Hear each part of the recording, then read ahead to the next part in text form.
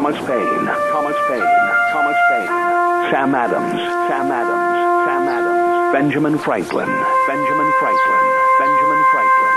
These men spoke up for what they thought was right. From their courage came such documents as the Declaration of Independence and the Constitution of the United States. From their willingness to speak what was sometimes unpopular but right, we enjoy such liberties as freedom of speech, the right to keep and bear arms, and freedom of religion. There are those who still wish to oppress our freedoms, and there are still patriots willing to stand up and defend life, liberty, and the pursuit of happiness. Men like Zeb Bell, who honor our founding fathers and what they stood for. It's now time for Zeb at the Ranch, speaking up and defending your freedoms. Brought to you by Magic Valley Les Schwab Tire Centers and all of the other great advertisers on the program. And now, Zeb Bell. Women will never be equal to men until they can walk down the street with a bald head and a beer gut and still think they're sexy. Good morning, everybody. Here comes Kate Smith. Finally, God bless America. We're running a little bit late this morning. Other people caused that. Here we go. Good morning.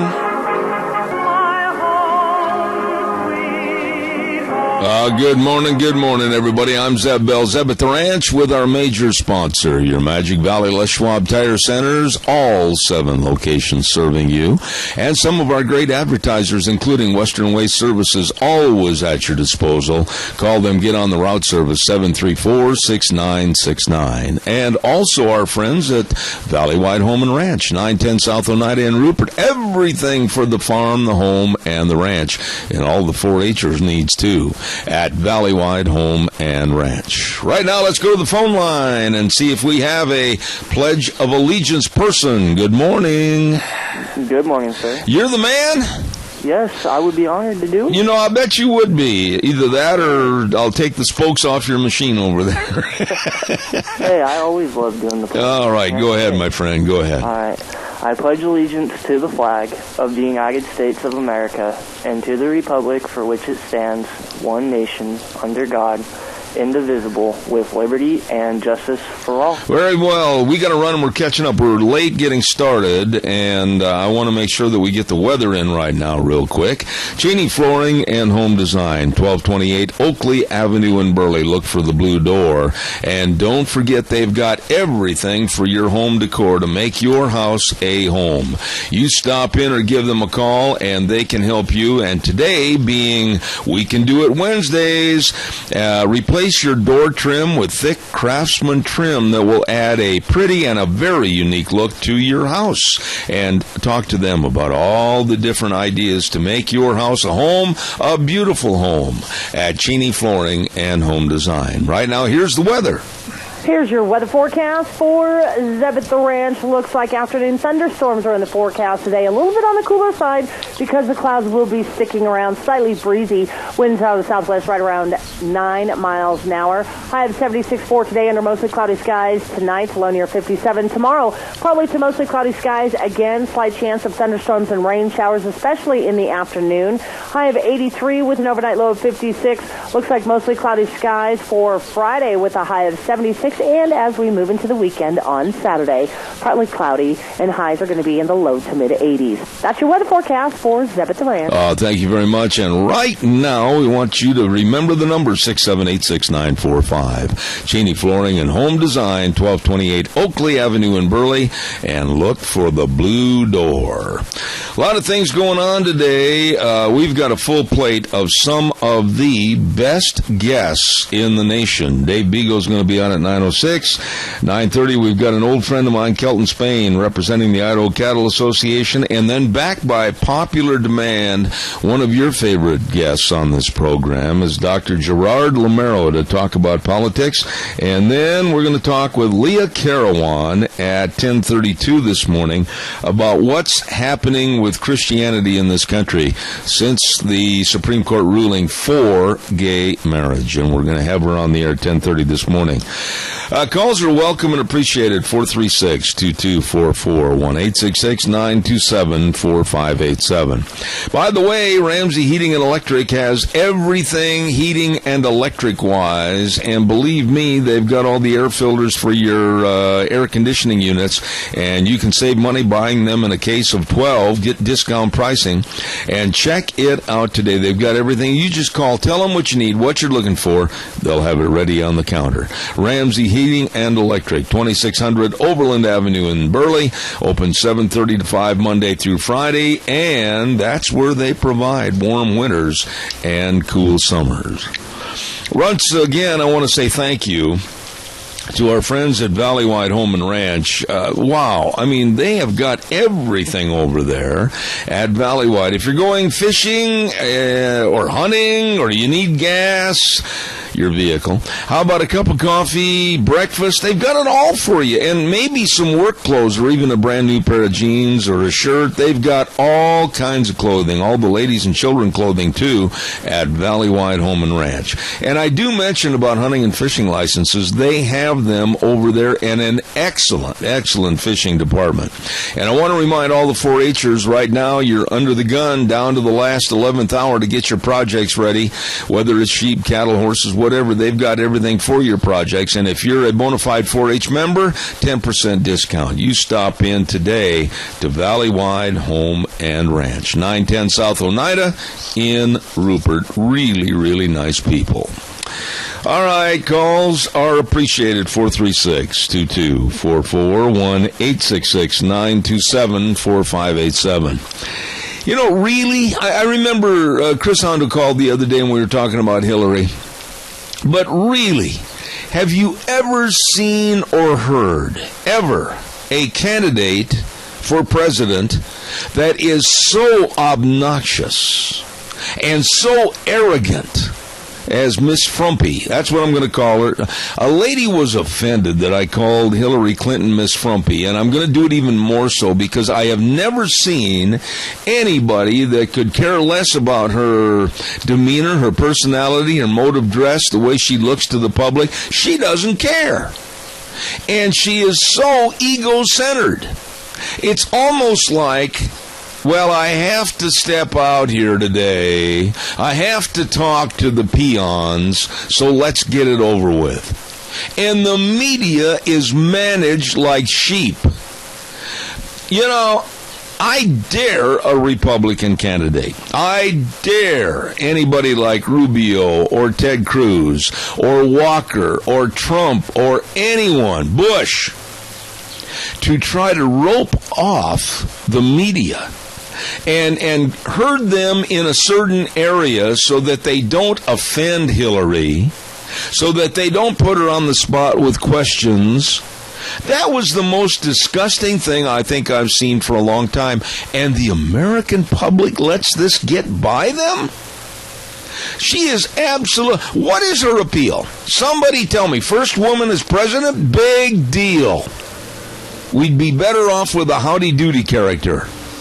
Many more informed and honest women are available for politics or are in politics that would be better than her. And did you see that laughable, and that's what it was, laughable interview with the CNN journalist, if you want to call this woman a journalist, and throwing nothing but softball questions out like they were sitting there planning a Sunday afternoon brunch? It was pathetic. Where does she get off getting handled like this? Hillary Clinton, a total zero for politics. And God help us, please, that she does not get elected. Calls welcome, 436-2244, 1-866-927-4587. Share your thoughts on Miss Frumpy this morning. Don't forget Denny's Restaurant, 611 Overland in Burley, the home of Zeb's Lunch Bunch, and our next Lunch Bunch will be coming up on July the 16th. So get ready for that, July the 16th. My goodness, that's next week already. And we'll be at Denny's Restaurant for our Zeb's Lunch Bunch. And don't forget, too, they've got another new location at 291 Pole Line Road in Twin Falls. The best of breakfast, lunch, and dinner. The best of service. Oh, you're going to love that menu at Denny's Restaurant, 611 Overland in Burley. It is delicious. Also want to say thank you very much to Berry Equipment and Rental with Eli and Nick, everybody involved. They've got all the equipment to get any job done right. All you need to do is give them a call like at the Burley location and just ask questions or stop in. I mean, they're located at South Lincoln and Jerome, 159 West Highway 30 in Burley and Addison Avenue West in Twin Falls. Really, really good people serving you. And people like Will Janes, I mean, they can talk to you about all the loaders. They can talk to you about all the Coyote tractors, all the Doosan equipment, all the Walker lawnmowers, everything you need at Berry Equipment and Rental. Twin Falls, Jerome, and 159 West Highway 30 in Burley. Now it is your turn. Come on, give me a call, 436-2244, 1-866-927-4587. Would you also give me a call and tell me, and I know there's a lot of you that are very concerned about this situation like I am, and it's almost unbelievable, at a time in history when our enemies don't like us more so now than ever, and our allies are disgusted with us and are backing up on everything, threats are growing all over the world, and the Obama administration announced yesterday that they are making cutbacks to the United States Army of 40,000 fewer troops in 2 years. Now tell me, if you would, another budget cut that is taking hits like our defense budget. Go ahead, tell me one. Tell me one. And our military always takes it on the chin. 40,000 fewer in the United States Army alone in the next 2 years. Why? Why would we, at this time, with the global crises and the threats of ISIS growing all over the world, and Al-Qaeda, and all the lone wolf terrorism, and all the other countries in the world building up their arsenals and saying, hey, look out for us, here we come. Why would this administration want to put us in the precarious position of less and not more? Please tell me what your thoughts are. 436-2244, 1-866-927-4587. Give me a call.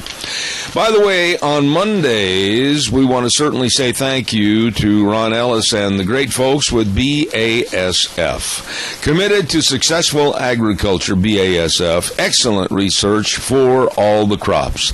And they've got the fantastic products like Preaxor for your potato growers, for Black Dot. And also, white mold will be an issue with potatoes, and BASF can control the problems with Endura.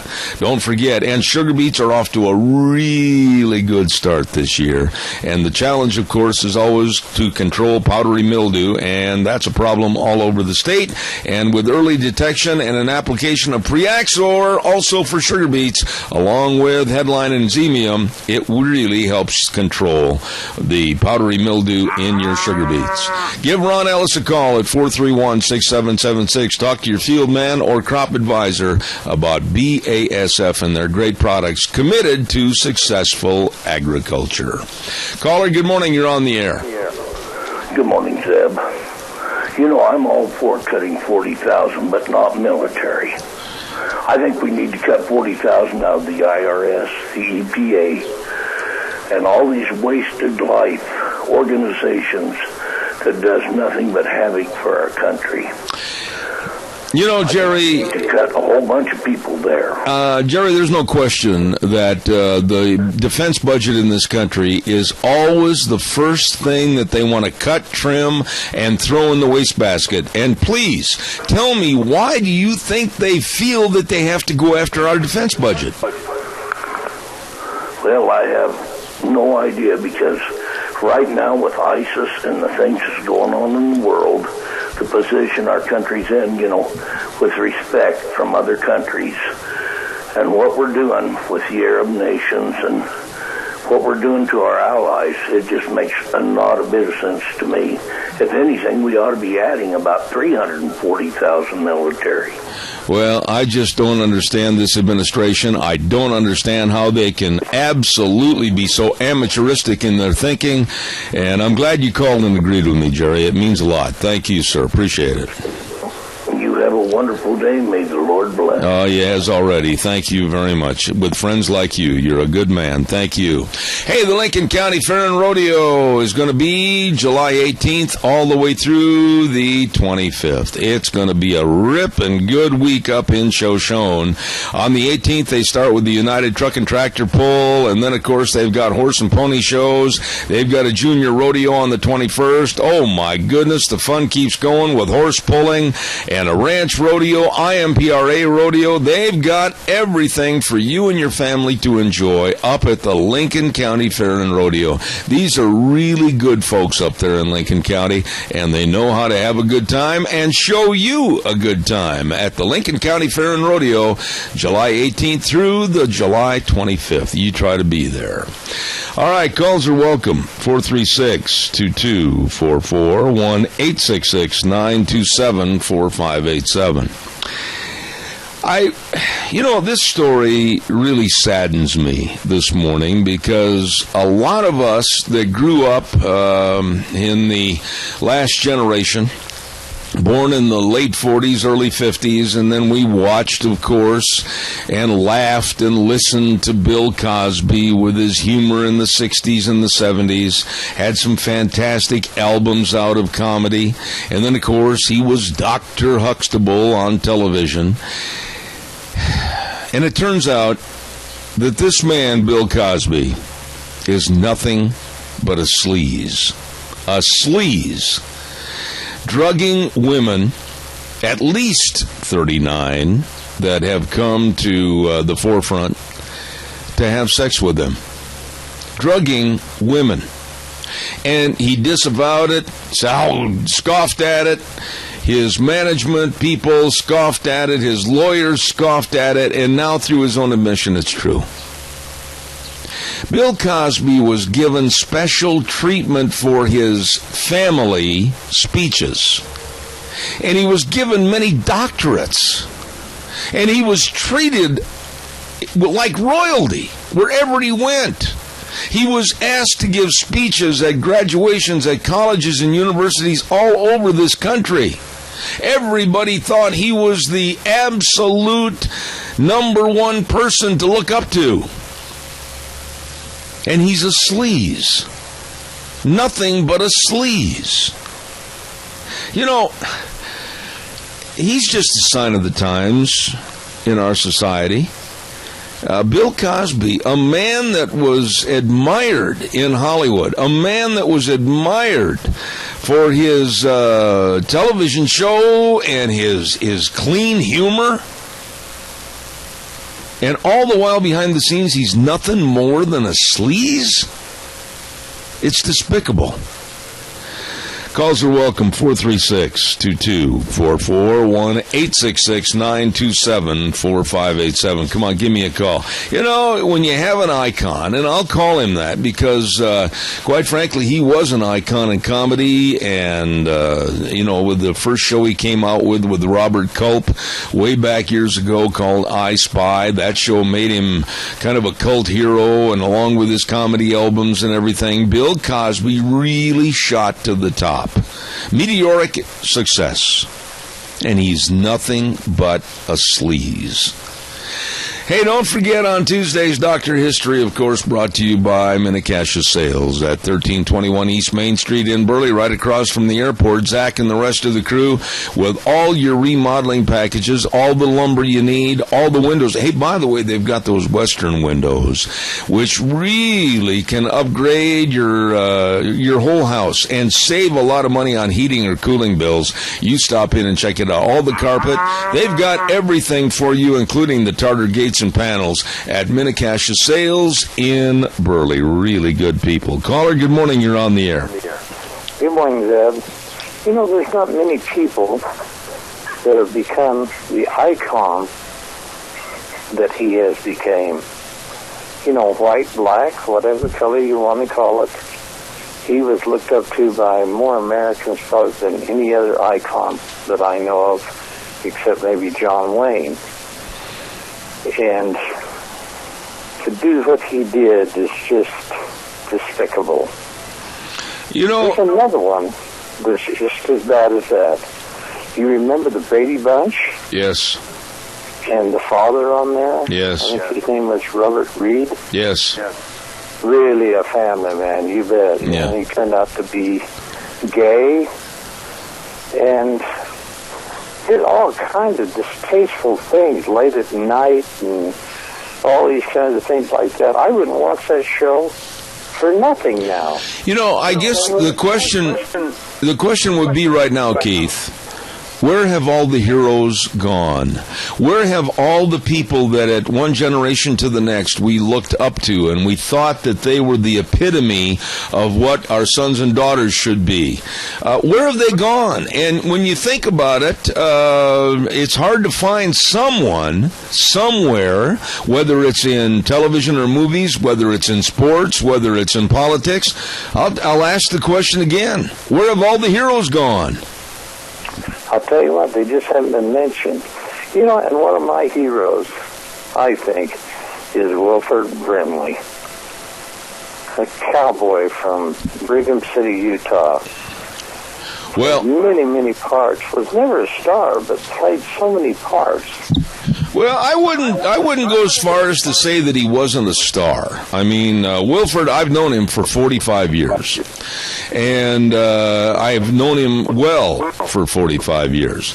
And Wilford Brimley has been a fantastic character actor in movies like Cocoon and many, many others. Had his own television show for a while with Richard Farnsworth. And he's had an outstanding career. He's a good pitch man for many of the commercials. He was known as Mr. Quaker Oats. He's had an outstanding career. And one of the things that I liked best was Our House. Can you remember that? I do. You know, there was always, it was kind of like Father Knows Best. There was always a moral to the story or that they were presenting at that time. Mm-hmm. You know, and he played that part so well, and it was so American and so hometown. Yeah, no. You put him in as Bill Crosby and see, I've forgotten him already. Well, I'll tell you what, it's is the best. Well, I appreciate your comments on that, Keith, as always. But I think a lot of us should really ask the question, where have all the heroes gone? Thank you, Keith. God bless you, my dear friend. I got to get a break in. Thanks. All right, sir. Hey, by the way, we want to say thank you to the lovely Christine Pickup over at Doctor of Audiology at Mount Harrison Audiology and Hearing Aids, right behind the Minidoka Hospital, across from the emergency room. And the number to remember and give a call for your hearing screening is 312-0957. 312-0957. You give her a call today. Set up a hearing screening, and if you're having problems, be sure and give her a call, because hearing loss is not normal, and more men than women have hearing problems, so please have your hearing checked today at Mount Harrison Audiology. Right now, here's the Capital Press Ag Minute.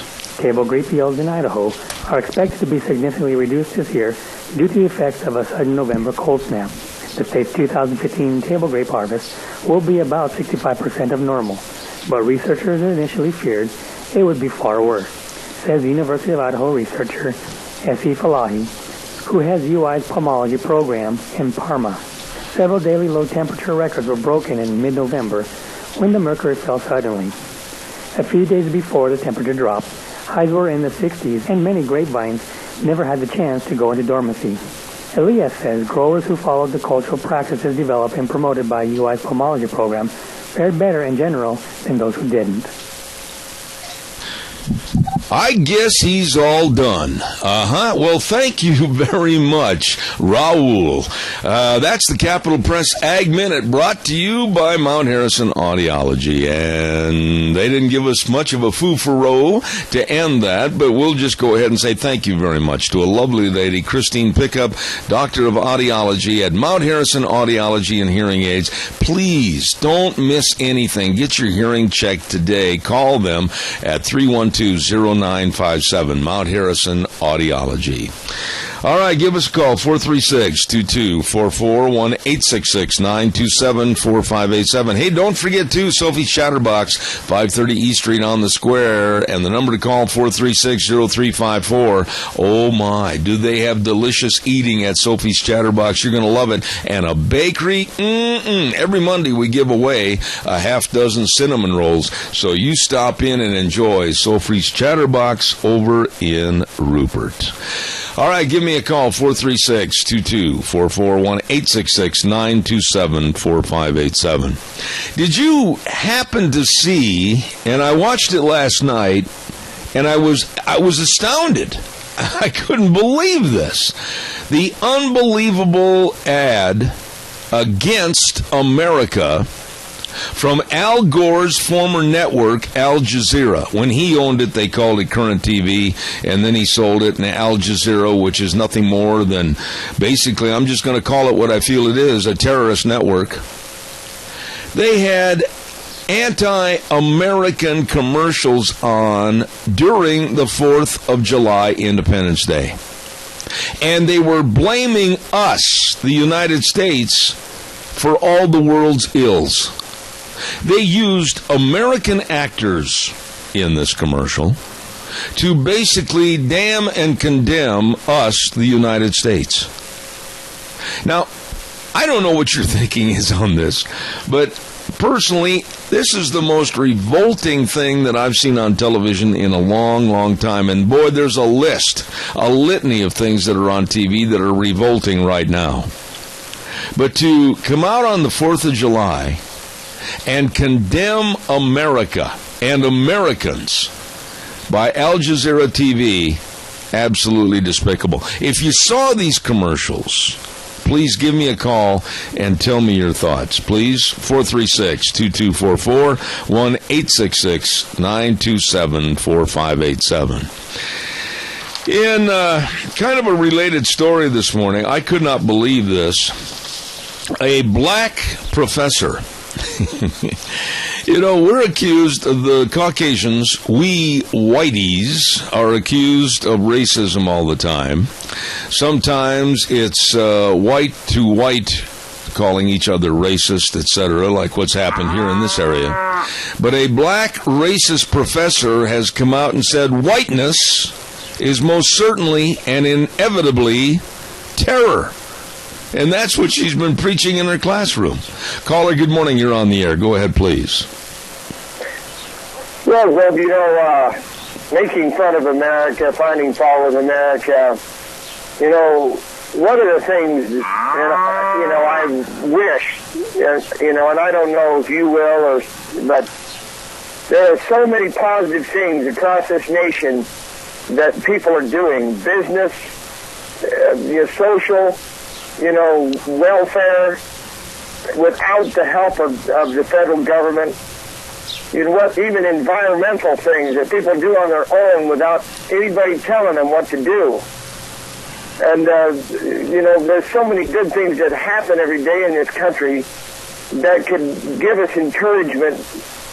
And then when you hear this Al Jazeera and these people making fun of us, and they sit in America doing so, and because America gives them the right to say this, they couldn't go into an Arab country, Muslim country, and get away with criticizing the the prevailing government and get away with it.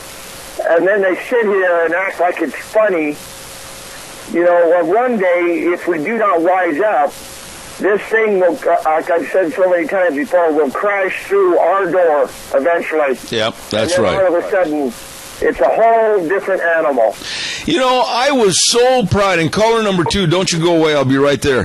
But Randy, I was so proud of the United States on the 4th of July, Independence Day. I was so proud of the red, white, and blue flags that were going by my house in the back of pickup trucks, on the top of cars, whatever. I was so proud of seeing the flags and hearing everybody talk about how great America is. And then you listen to a network put out ads that are absolutely condemning all of us Americans and condemning us for greed and all the ills of the world.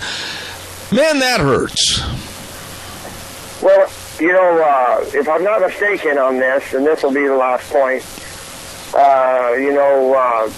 maybe the head of the NASCAR was kind of trying to go along with this ban, the stars and stars and bars. Yeah, the flag, it's the southern, whatever. Yeah. You know what I mean. And so, the people at the NASCAR race last weekend brought the flag in great numbers to protest. They have a right to have that flag. They have a right to admire it if they so desire. And it's nobody's business. And, we jokingly look at it, with Bo and Luke Duke, and nobody cared. That's right. But now it's bad. Now, I'll tell you something. When they're going to start banning flags, and they're going to start banning a part of our heritage, and they're going to start saying, well, this can't happen, you can't have this, you can't say that, that is our First Amendment going down in the dirt and never to again rise up on the pole to be looked at and admired. I am so concerned about what's happening with that Confederate flag. I am so concerned about people that supposedly honor our Constitution, are fighting to take that flag and dispose of it. That is not the right of anybody to tell someone they can't have their Southern heritage and also honor their family's heritage from the past. That's nobody's right to come in and say that. Yeah, everybody has a different opinion about that, and those people that honor it are not doing it in a negative way. I don't think that was ever their intent. I agree with you. Randy, thank you so much, my friend. Appreciate it. Caller number 2, are you there? Yes, sir. Hey, can you do me a favor? Will you have the patience to wait 60 seconds so we can tell everybody about the Silver State Stampede, and I'll be right with you. Would you do that? If I don't get a customer in a phone call, yes, sir. All right, real fast. Wheels Silver State Stampede. Nevada's oldest rodeo, the Silver State Stampede, thunders into Elko July 9th, 10th, and 11th for family entertainment at its best. This PRCA-sanctioned rodeo brings you the thrill of rodeo riders going head-to-head in one of the world's toughest sports, rodeo. The action kicks off on Thursday with the annual kickoff party, including a tri-tip dinner, mutton busting, the Old West bronc riding, and dancing to the music of the Jeff Palmer Band. Things heat up on Friday and Saturday with PRCA rodeo action, the Ring of Fear, mutton busing, and all the fun, music, and dancing you can handle. And don't forget on Saturday, it's tough enough to wear pink. Pick up your tickets today at Roy's, the J.M. Capriola Company, the Boot Barn, IFA, or the Elko Chamber Office. Nevada's oldest rodeo, the Silver State Stampede, thundering into Elko July 9th, 10th, and 11th. Family entertainment at its very best. Oh, yeah, Silver State Stampede. Caller, thank you for your patience. Go ahead, please. You're welcome, young man. You're welcome. I appreciate that. Hey, I just was thinking about what's going on with the country and the ads and all this sort of stuff. And just to put it in another analogy, like you got two boxers getting ready to go in the ring. They try to get in each other's head to defeat them. They might not be able to defeat them physically, but if they can get in their head and make them think that they're defeated already before they even step in the ring, absolutely, they've got it. Absolutely. Exactly what's going on in the U.S. And that thought has been permeated by almost every aspect of the left. You're bad. You've got past sins. You can't do this. You can't succeed. You can't achieve. You can't have the American dream. My gosh, Doug, you've hit it right on the head. And that's the thought that's going through our school systems across many major towns in America. Exactly. If you convince somebody that they're worthless, they think they're worthless, so they're not even going to try. Absolutely. You take a kid and build him up, praise him for the good things he does, correct him on the bad things, but don't push him down. Don't make him feel worthless. Well, let me ask you this real quick, and then I've got another call. Give me a short answer on this. But through your life, if you wouldn't have had the parents that you had, and you would have had somebody say, "Oh, come on now, Doug, nobody's ever done that. Oh, now, come on now, Doug, we don't think you can achieve that. Oh, come on now, Doug, you don't have the education for that." Wow, you talk about a put down, you might as well just live under a shade tree and have somebody bring you bread and water every day. I'd be on welfare. Absolutely. That is the problem. Exactly, sir. Thanks, Doug. Hey, keep on keeping on, and God bless. All right, God bless you. That is the whole problem, a mindset in this country. You can't, you shouldn't, well, nobody ever has. Oh, please stop that garbage. Good morning, you're on the air. Good morning, Zeb. I can guarantee you that, there's only one country like this one that gives you the opportunity. Some of us grew up in today's world poverty. I mean, we had a 2-room house. I shared an army cot or bunk bed with my brother. We had a 2-room house, no water, but the opportunity was there. And when I was like 13 years old, I told my dad I wanted to go to college, and he said 3 words: you get a job. Yep. And that's what I did. Yep. And the opportunity, but now you can put any kind of flag out there. The Black Panther flag. The editor this morning was really good. Yes, it was. I've got it right here. Keep the heritage alive in this country, and we better be starting to fight back. This politically correct crap is driving a lot of us crazy. But this country is the greatest country in the history of the world, and we're throwing it away because we aren't taking part of our civic responsibilities to stop this nonsense. Well, right there, Adrian, you've hit the nail on the head. I will stand up on this program, and I will be the first to admit that if I had been born into another country, another culture, I hate to think what would have happened to me. I've been so blessed because I was born in the United States of America. Nobody handed me a silver spoon, except my parents instilled a work ethic in me that absolutely is good for today, because I went out, I earned everything I've got, and I'm very proud of it. And I'm not about to hand it over to a bunch of illegal aliens that come into this country with a gimme, gimme, gimme, want, and don't want to work for it. Well, absolutely. And like I say, my grandfather just barely got out of Germany before he turned 18. So I was very fortunate to actually be born in this country as opposed to being born in Germany. That could have been a whole different deal. Absolutely. Sure. Absolutely. But, it's true. The opportunities are still here, but our tax money is being squandered. These sanctuary cities have got to stop. This immigration of Syrians into this area, folks, you better wake up. It's not a religion. It's a political entity imposing their religion on us. I agree. We better wake up, because ISIS is right here in the Magic Valley. We just don't know it yet. Adrian, thank you for your call. God bless. Thank you so much. You bet. All right. We'll take some more calls in just a moment. I love this country, and I'm not about to sit back and be politically correct and criticize this country and criticize and say that we're all guilty of creating ills for someone else, and oh my goodness, because we worked hard and achieved, why we should be embarrassed and ashamed. Are you kidding me? I mean this. I don't give a whit, W-I-T. I don't give a whit, or W-H-I-T, however you want to spell it. If that is bothersome to somebody, because I have achieved success in what I have tried to do. I don't care if they're jealous. That is not any concern of mine whatsoever, because they can get their fat little fanny off the couch. Get up, go get an education, learn a trade, learn a job, learn something about what they want to do with their life, and be a productive member of society. That is still available to anybody and everybody that wants to work in this country. And shame be heaped upon the universities, the schools, the administrations, the professors, and everybody else, like down in California at UCLA and, of course, University of California, saying, oh, well, this culture, you can't succeed anymore. How dare they spread that negativity? There still is the attainment of your dreams.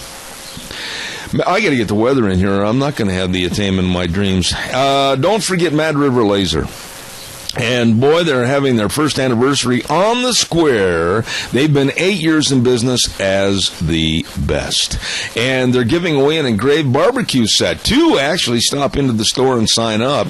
And they're located easy to find right there on the square in Rupert. 502 East Street in Rupert. Number to call 436-2293. And all of their ladies' purses are 50% off. And all their T-shirts are 2 for $20. Your design. Stop in and see Mad River Laser today.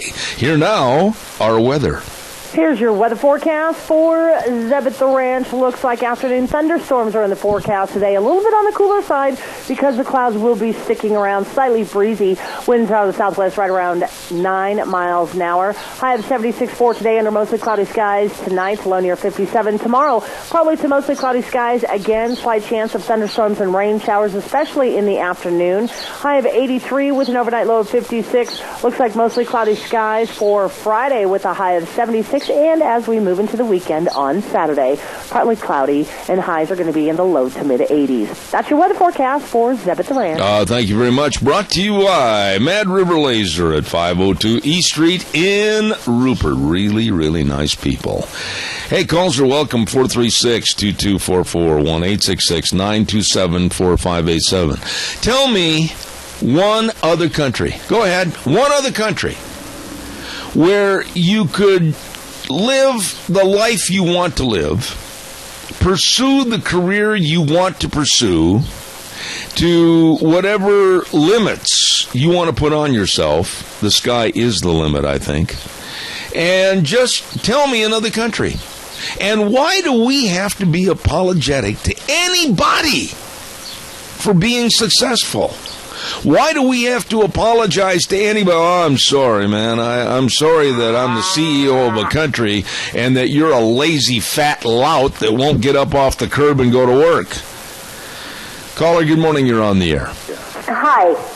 I always love it when you talk about, how your father was and how your standards were set for you by your parents, and they really actually challenged you to do even better than they even expected. Absolutely. And I grew up in a family like that. And my husband and I tried to do that with our children. And they are, our oldest son said to somebody one time, he said, if you haven't met a dictator, you should meet my dad, And yet my sons are both so close to their dad that they would do anything for him. So, being tough on your kids does not turn them into bad people. Absolutely. Chris, I don't care if this is 2015. I don't care if it was 1995. I don't care if it was 1984.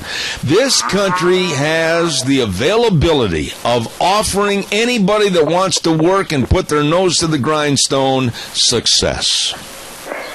But now, I think maybe the generation coming up behind us, too many of them have not gotten those lessons.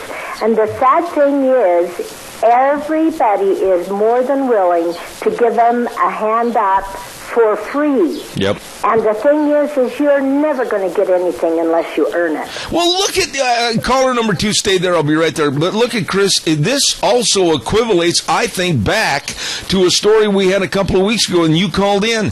This absolutely asinine, stupid lunch in the park program where no income requirements are going to be looked at. I mean, this is ridiculous. Teaching dependency on government. Yeah, and I watched Hillary on the news this morning. I can hardly stand, but I've got to listen to her once in a while. And she just plain makes me sick. She does not want to take responsibility for anything that she has done or said or whatever. But, oh my, she wants to be president. Oh, please, do not mention Hillary and the word president in the same sentence. We've got to change our thoughts. Hang on to our seats. Okay, Chris, God bless anyway, you. Bye. Thank you very much. Caller, I'll be right there. Don't forget Burley Physical Therapy and Rehabilitation at 1263 Bennett Avenue, Suite 2 in Burley. And believe me, all the sports medicine, all the mix of exercises, the hydrotherapy pool, the treadmill, they can help you get back to being you. Nick Greenwell and all the physical therapists are absolutely very knowledgeable in helping you get back to feeling fit and fine. You give them a call, 678-1191, 678-1191, Burley Physical Therapy and Rehabilitation. Good morning, caller. You're on the air. Good morning, Ted Bell. How are you this morning? I am good, sir. Go ahead, please. I was thinking about the American flag, Ted Bell. Evidently, people don't understand the meaning of the flag. If it wasn't for the American flag, there would be no rainbow flag, no Mexican flag, no Confederate flag. Right. Our flag is the United States of America flag. Absolutely. It needs to be in high regard, regardless of what they say about this country and about our flag. It is the greatest flag. Every time I see it, I cry. Because it's our flag, and that should be the only one here. And that is why, if people only think about it, the reason the rainbow flags, the gays have all these other flags are here is because of that flag, the American flag. That's true, sir. You know, I always... Do you see that? Do you see that? Yes, I do, and I want to tell you something. Every time that you call this program, you're so uplifting because of your spirit and your patriotism, and I just love to hear you because you wear your emotions on your sleeve like I do. God bless you. I appreciate that. Thank you. God bless you. Thank you very much. I've never met that man. I have never met that man. And to have him call, and you can just hear the emotion in his voice. You can hear the love of this country in his voice. And that to me just says it all right there. I am so sick and tired of these people saying, "Oh, America, oh, this," and condemning it and everything else. And the likes of Al Sharpton and others. And listening to these news stories about people that hate America and our enemies and our own administration that is trying to put other countries before us and our Constitution. And then I have that man call, and it just refurbishes my belief that this is the greatest country in the world. This is the land of opportunity. And to the educators, and I use that term loosely because I don't think they're much of an educator, that would tell students, well, you can't, and no, the great American dream is dead, and, well, you probably can't succeed. Wait a minute.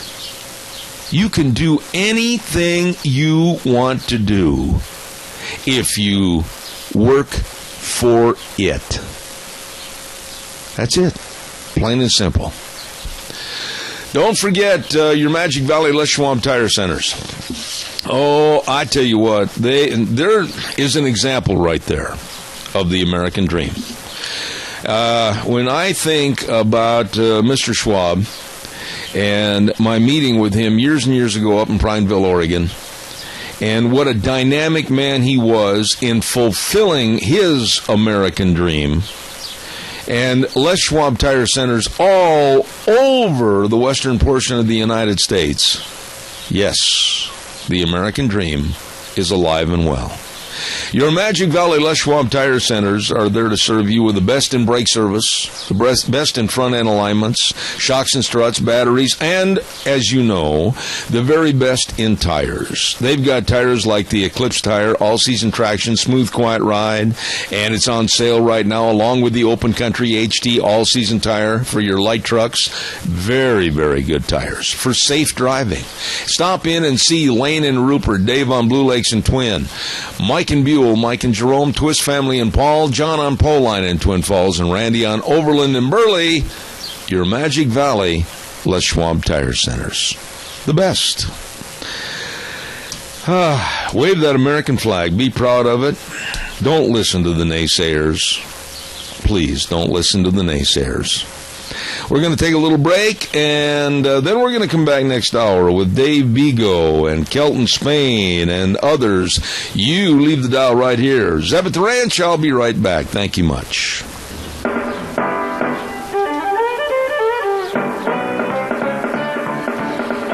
Oh, welcome back, Zeb at the Ranch on a Wednesday, July the 8th already, my goodness sakes. And, of course, I'm Zeb Bell with our major sponsor, your Magic Valley Les Schwab Tire Centers, all 7 locations serving you, along with Valley-Wide Home and Ranch, 910 South Oneida in Rupert. Everything for the farm, the home, and the ranch. Don't forget Valley-Wide and our friends at Western Waste Services. From the canyons of the Snake River and all across southern Idaho, we're always at your disposal. Western Waste Services, we care about our community, our resources, and this great land. Western Waste Services is lending a hand, always at your disposal.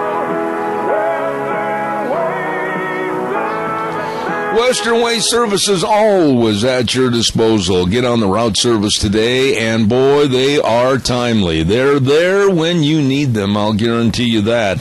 And taking care of your garbage. Get rid of it right there through Western Waste Services. Locally owned and operated. All you have to do is call them at 734-6969. Always at your disposal, Western Waste Services.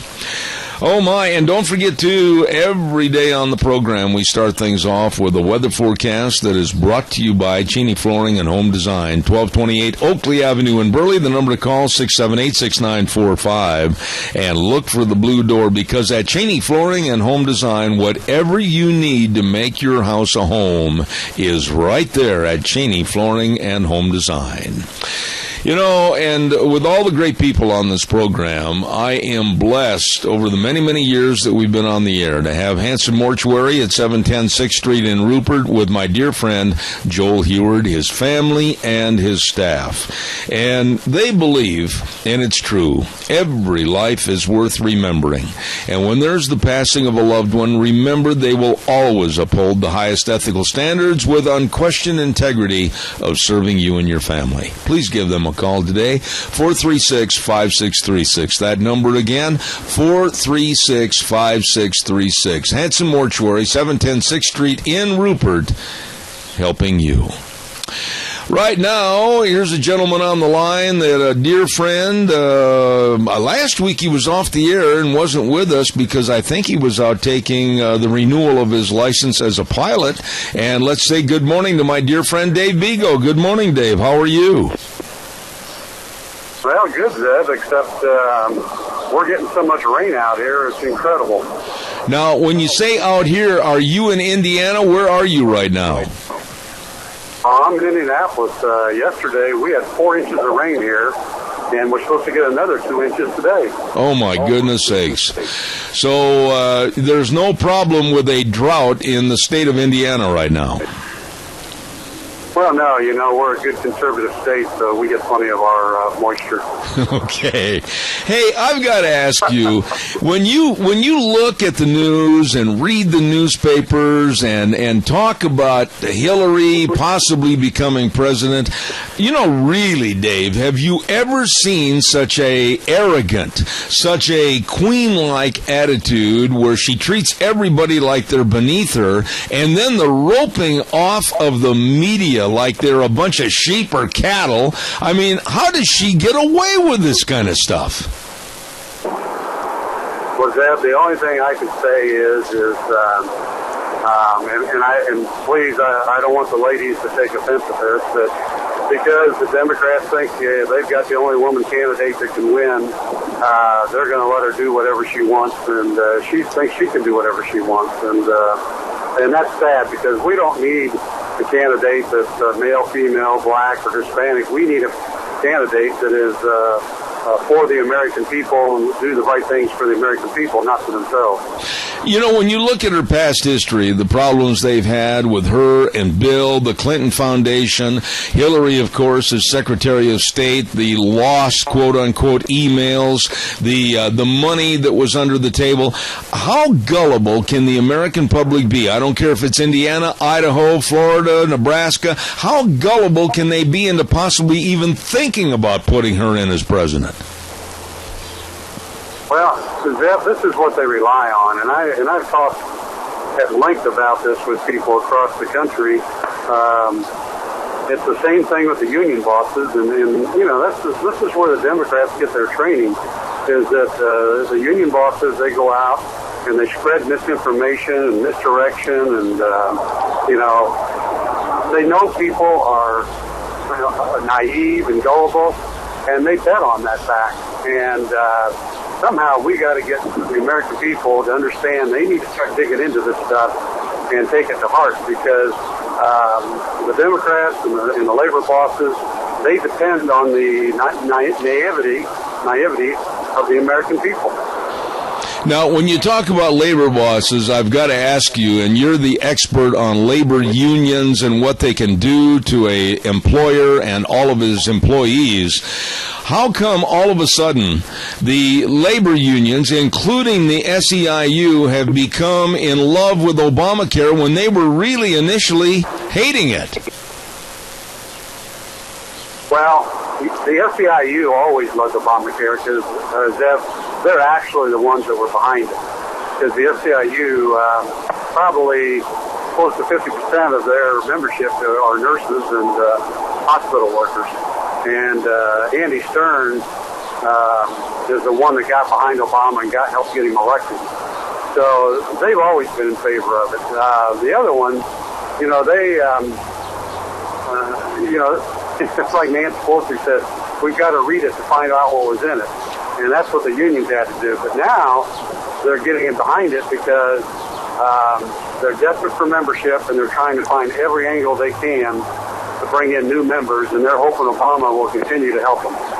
No, you say continue to help, and we've still got 500-plus days left in this administration. What are your concerns that will be done or tried to be achieved by the unions with the Obama administration in the next year and a half? Well, the big thing, Zeb, is that they're going to continue to try and change the labor laws and to give the unions the ability to force unionize people at a minute's notice. You know, it's like the ambush election laws that they passed in April that went into effect. We're seeing more and more businesses being petitioned for elections. I think it's up 5 to 10% already. And the sad thing is, and your listeners need to listen to this, is they're not going after the bigger companies so much. They're going after the small businesses, 5 to 10 people, because they're just trying to garner people across the country any way they can. Mm-hmm. Dave, I don't know what's exactly going on back in the Midwest with the minimum wage and the demands and the cries from the various labor groups, et cetera, saying they've got to have a minimum of $15 an hour. But how is this idea, how is this $15 an hour wage increase, how is that going across with the employers like yourself back in the Midwest? Well, nobody likes it because they know it doesn't make sense. And, you know, the SEIU is the one that's really behind all that. And because they're trying to organize the fast food workers and McDonald's and that and other places. And, I wrote a blog on that, Zev, and they've even, one of their executives at the SIU even came out and said, we're really not for the members getting $15 an hour. What we want to do is unionize these people. And employers understand that. But again, it plays back to how naive people are out there. And, myself, along with other employers across Indiana and Midwest, are trying to wake people up to what really the true goal is for the unions, and it's not for the employees to make $15 an hour. Dave, on another subject, it's come out in the last couple of days that the Obama administration, again, using the defense budget as a whipping boy, wants to cut back on the United States Army at least 40,000 troops in the next year and a half to 2 years. Why always the budget to the defense of our country? Why is this always taking a big hold in the United States Navy, Army, Air Force, Marines? Why do they go at the defense budget? Well, Zeb, I think I've expressed this before. Obama thinks we're a bad country, and he thinks that everything we achieve using our military force is wrong. And the bottom line, he wants to see a world government, and he thinks you do that by getting everybody together and putting everybody under socialism. And I think he really, in the next year and a half, I'm still concerned that he's trying to destroy our economy, have economic collapse, and declare martial law. Yeah. On another story that I wanted you to comment on, there was a heinous murder in San Francisco area by an illegal alien that had been deported and arrested numerous times, and he stole a federal officer's weapon, walked out on a pier, and shot a very innocent lady to death. And Donald Trump's comments about illegals coming into this country was really true, and he is being crucified, and all the businesses are shunning Donald Trump. Give us your thoughts about what's happening here. Well, again, Deb, I've written a couple of different blogs on the immigration issue, and I'm on board with Donald Trump. Now, the only thing I will say about it is I think he could have used a little bit different rhetoric in how he addressed it that maybe would have saved him some problems. But the other side of it is you look at some of these people that are backing out on him. You're getting into people that either believe that they need these workers and they're paying them as independent contractors, so they're getting by. Or you've got the unions behind them, too, because they want these people in here so they can unionize them at some point.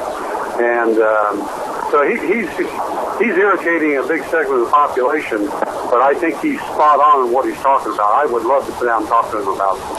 Do you think at this point that Donald Trump may make the top 10 for the initial debate that's going to be coming out on Fox News Network, or will there be a concentrated effort to try to remove him from the polls? I know he's number 2 in Iowa right now. This man has had huge success over the last couple of weeks in gaining the American public's attention. What are your thoughts about Donald Trump? Is he a real viable candidate? I think he is, Deb. I think he maybe needs to address it a little bit more professionally at times. But the problem he has is the Republican Party doesn't have the backbone to stand up with him, and I think that's his biggest problem. And they're afraid they're going to lose the Hispanic vote.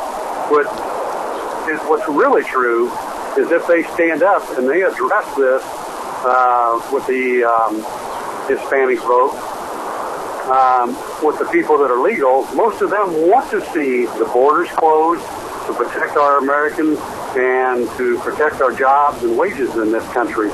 And I think if they go about it the right way, instead of the way they're going about it, Trump, I'm saying, I think he can get the Republicans on his side. And I hope he kind of reframes his position a little bit on that. A couple of other notes I wanted you to comment on this morning, and I know you and I are basically the same age, same generation. It was really despicable for me to hear that Bill Cosby had done what he had been accused of, and a man that supposedly was known as Mr. Family Man for many, many years is nothing more than a sleaze. What are your thoughts about Bill Cosby?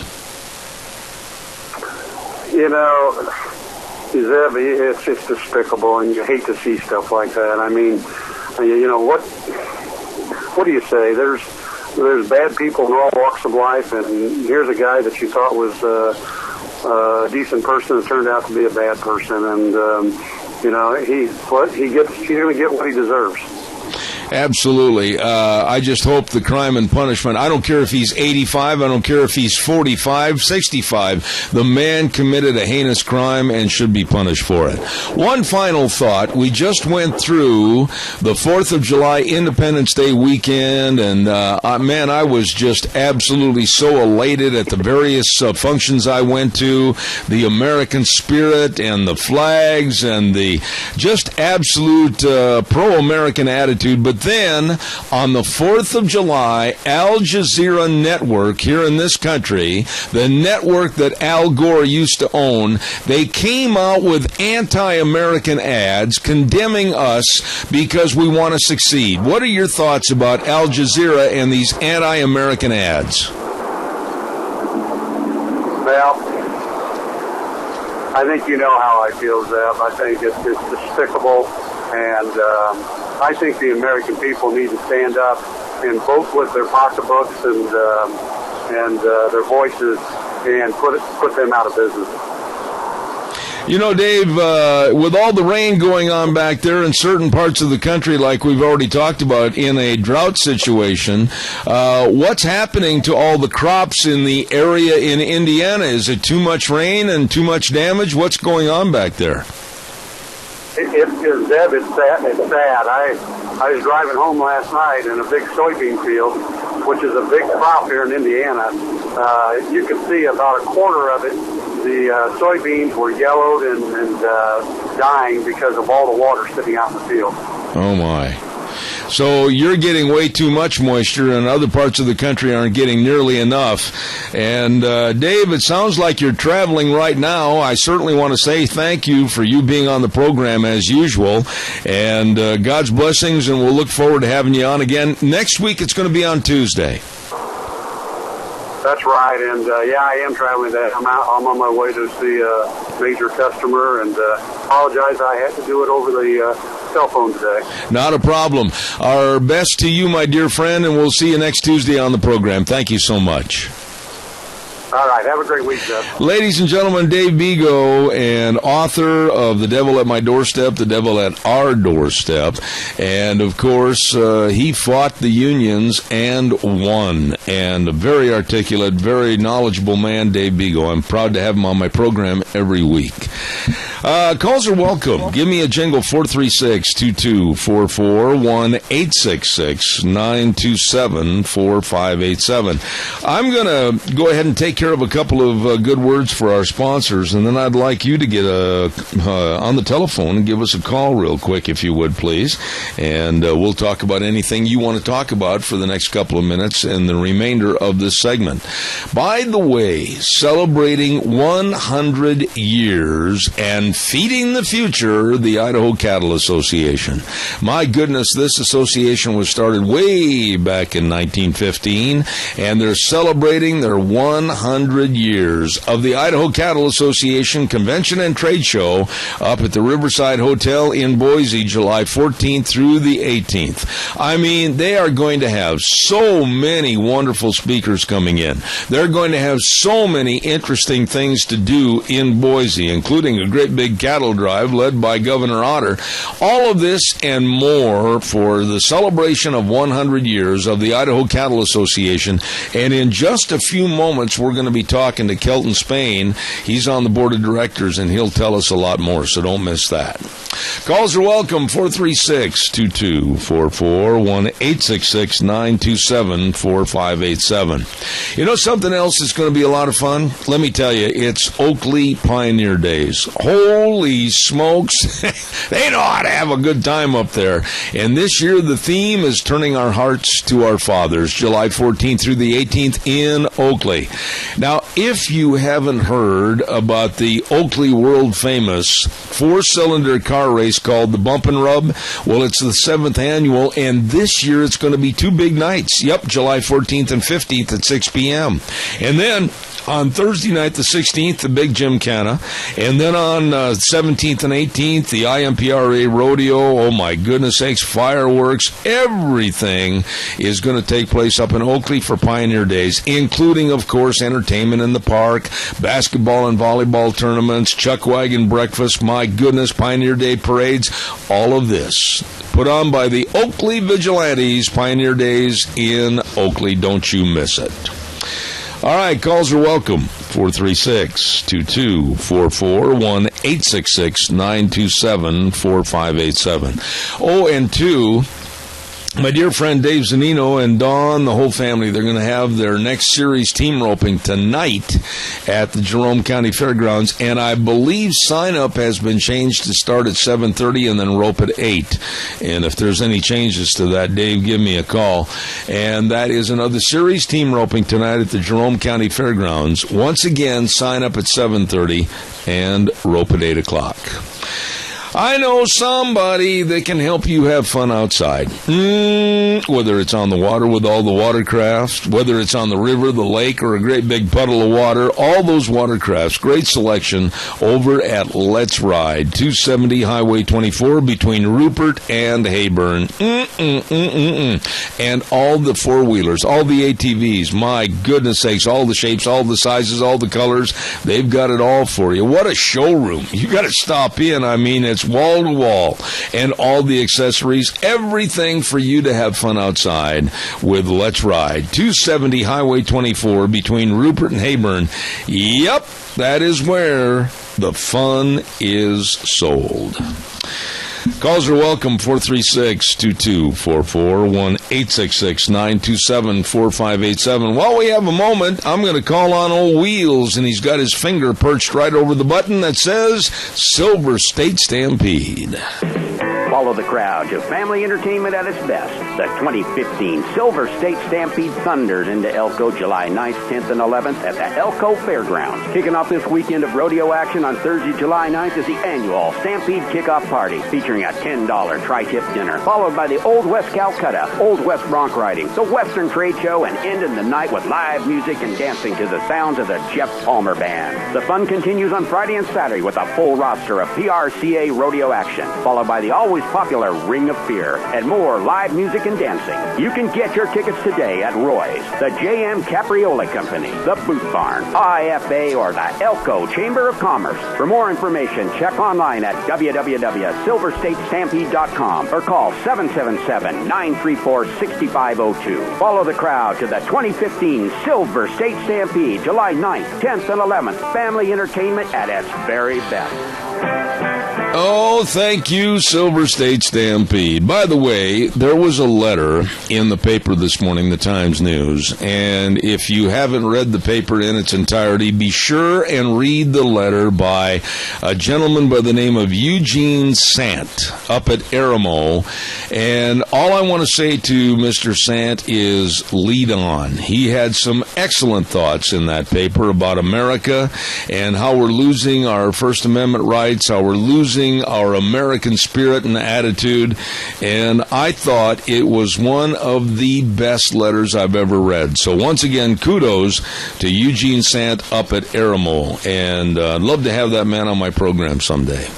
Don't forget Cameron and Siemens Insurance, Highway 24 in Rupert. All your life insurance, health insurance, retirement planning, employee benefits, all through the professionals serving you at Cameron and Siemens Insurance. Now, here's what you have to do. Just give them a call. It's real easy. Call 436-4424. That number again, 436-4424, and make an appointment. Set up a time to make sure that you are covered with the professionals. Cameron Siemens Insurance, Highway 24 in Rupert. Really good folks.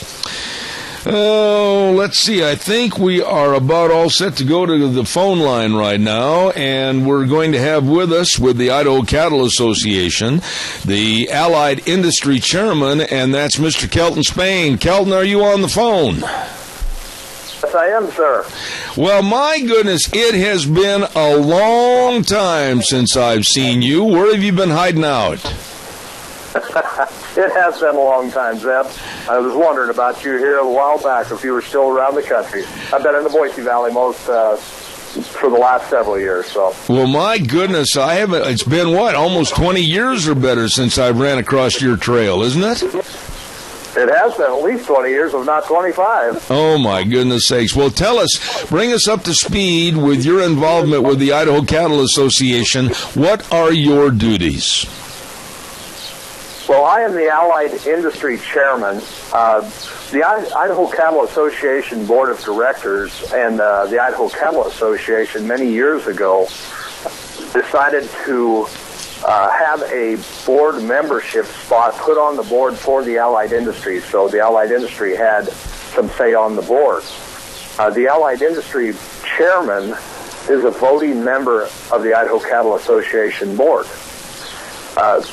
Every year at the national convention, at the state convention, usually held in Sun Valley, the Allied Industry Group gets together in a meeting, and they will nominate a person for this position, and that person will spend 2 years as a board member on the Idaho Cattle Association Board. Okay. I was elected in 2013 to become the chairman of the Allied Industry. Well, when you use the words Allied Industry, I'm still a little vague, and I'm sure my listeners are. What does that actually mean for the ICA? The Allied Industry really is the group of people that support with products, services, the Idaho cattlemen and the Idaho feedlot people.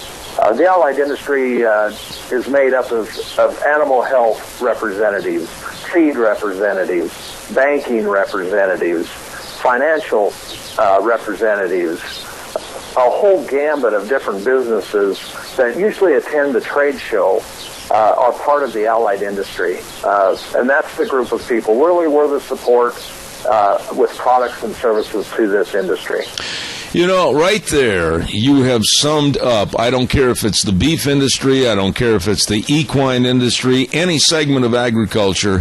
There are so many cogs in the wheel that are absolutely important for the success of that industry, and I just wish more people would understand that. I think this is a message that should be given to all the city people and the urban people so they understand the return of the dollars and how many people are involved. That's exactly correct, yes. Well, now, you're coming up on the big convention, the 14th through the 18th up in Boise. Now, what are you going to be doing? What are your duties for the ICA during that convention? Well, I'll have to tell you, Zeb, it's really been a pleasure and a privilege to happen to be the chairman during the 100th year of the Idaho Cattle Association. They have a large event planned in Boise. They're going to try to bring in some of the city folks into this to see a little bit of what the Idaho Cattle Association and what we do, how we produce the food and fiber in our industry. During that week, I'm going to be involved with getting things set up with the trade show. There's several events. We've got a cattle drive that's going to be going down the main street in Chinden in Garden City, which I understand that boulevard, Chinden Boulevard in Garden City, has never, ever been closed to anything. This is the first time it's ever been closed for anything like this or a parade. There'll be horse races. They're going to have a function at the horse races. There's going to be a bolo tie dinner at I believe it's at Julia Davis Park. There's just going to be a whole bunch of functions going on at this time. A large trade show. They're expecting around 1,500 cattle producers throughout the state to be there. So it's going to be a big deal, and we're hoping to bring in people from the Boise area, anywhere else in the state. to come visit with us at that meeting. You know, the governor is going to be, I heard, leading that cattle drive, and I will say this, I know Butch well enough, and I can kind of jab him a time or two. If Butch leads the cattle drive like he team ropes, woe betide anybody standing on Shinnon Boulevard. Hey, we've got plenty of other people that can rope. Okay. Listen, Keldon, let me ask you this. What about the cattle industry in general? Do you see a decline? Do you see increase? Is it at a status quo? What's going on? The cattle industry is a very interesting industry right now. Lots of issues going on. In the Idaho cattle industry, many of our producers deal with the federal government, the BLM, the Forest Service, and there's constant pressure on a lot of their permits. We've got drought conditions going on. There's pressure to reduce the cow numbers on those permits, which means these guys just don't have as many cattle out there. Prices are very good right now for many reasons. Our cow herd is way down, and I think that shows even in the cow herd numbers of the state of Idaho. It's a very dynamic industry and a very capital-intensive industry, and it's a struggle for these guys to stay in business and stay on these ranches and keep them profitable. When you say to stay on the ranches and keep them profitable, and this is what the general public, I think, needs to hear more of from people like you, even though the prices are way higher than they have been for a long period of time, there's a lot of problems in trying to maintain a business on the ranch, isn't there? Oh, very much so. Like I say, they have these pressures from the BLM and the Forest Service permits, the droughts. The sage grouse is a huge issue right now. The wolf issue in some states, in parts of the state of Idaho, is a large issue for these cattlemen. There's just lots of things going on that really are a detriment. And a lot of these ranches have been handed down for generations, and they're really, the term is, they're land rich and cash poor. There's not a lot of cash flow. A lot of these producers, if you look at the numbers, are surviving on a 3 to 5% margin.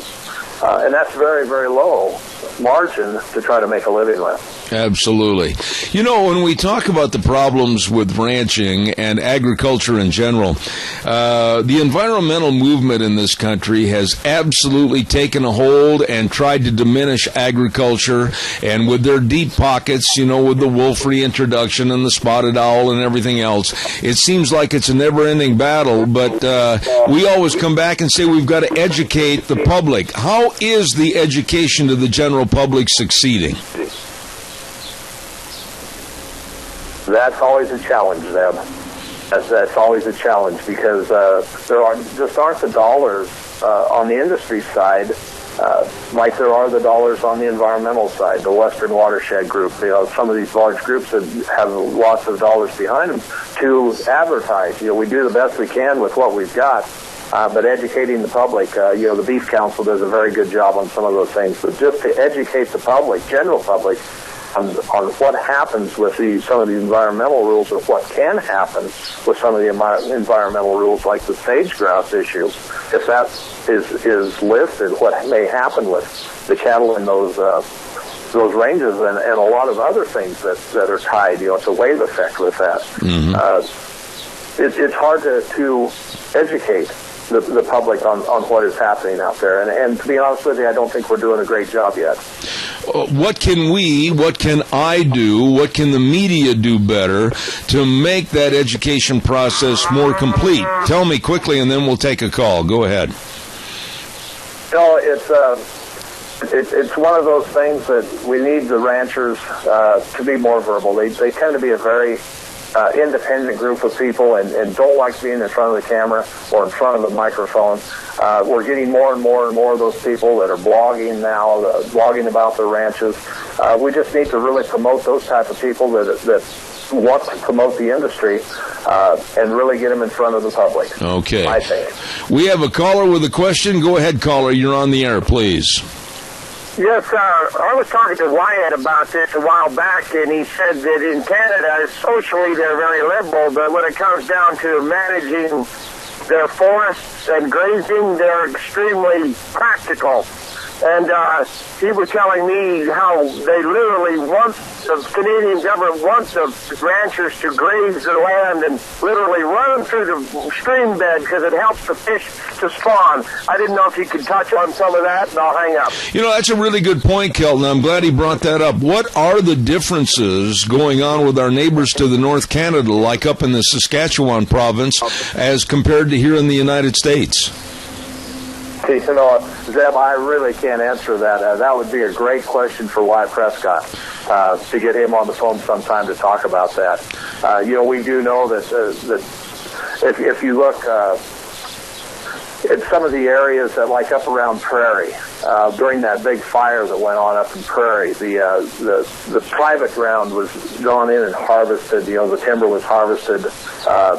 Actively harvested. The state went in and harvested their ground, but when you get to the federal ground, it's just a mess. Yeah. How do we get the federal government, the BLM, and the Forest Service people to want to utilize the cattle to help manage those forests better?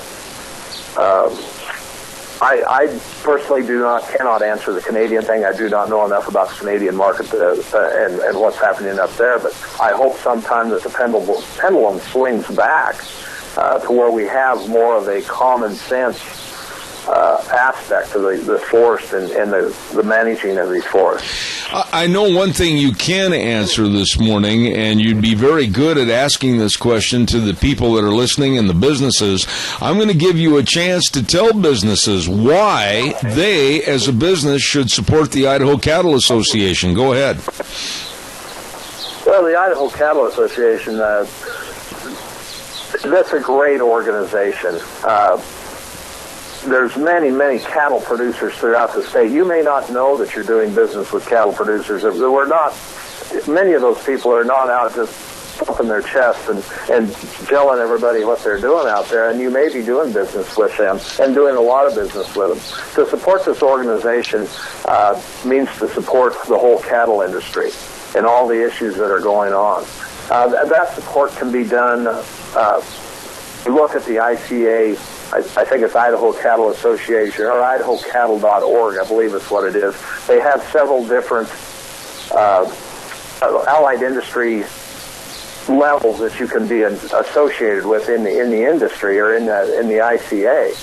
And you don't have to put up a trade show booth. It would be great if you did and supported it. That is a place that you can come and meet the producers, bond with the producers, get to know who they are. One of the things I have tried to do as the Allied Industry Chairman is to make sure that the producers understand that people that are supporting the organization with the trade shows, they should be trying to do business with those people and more business with those people. Maybe you don't need that product or service today, but maybe you'll need it down the road. Look those people up that are supporting you. So it'd be great to get more people out there to support the Idaho Cattle Association and support the industry. Absolutely. One thing I neglected to ask you about, Kelton, is along with all the trade show and all the cowboy hats going to Boise, the real cowboys, you're going to have some excellent speakers up there, too, so it's going to be very informational. Is that correct? Yes, it is, and I'm sorry, Zeb, I don't have a list of those speakers in front of me to run those down, but there's going to be some very inspirational people there.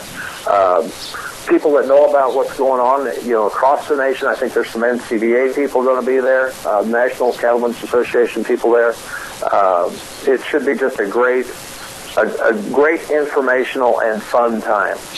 Let me ask you this question to wrap things up, Kelton. Now, we've already addressed the fact that you're wanting more people, more businesses to get involved with the ICA. And as an allied industry member, how do they get a hold of the association? What's the easiest way to call the office or get online? Actually, online, I believe the website is IdahoCattle.org. The girls in the office are absolutely fabulous there. Wyatt Prescott is the executive. They're at the office in Boise. The phone number, I do not have that phone number right off the top of my head, but you can definitely just Google the Idaho Cattle Association, and our website, and all that contact information will come up. All right. Well, it's been a long time since we visited. Kelton Spain, now the Allied Industry Chairman for the Idaho Cattle Association. Any final thoughts you want to put on us this morning? Go ahead.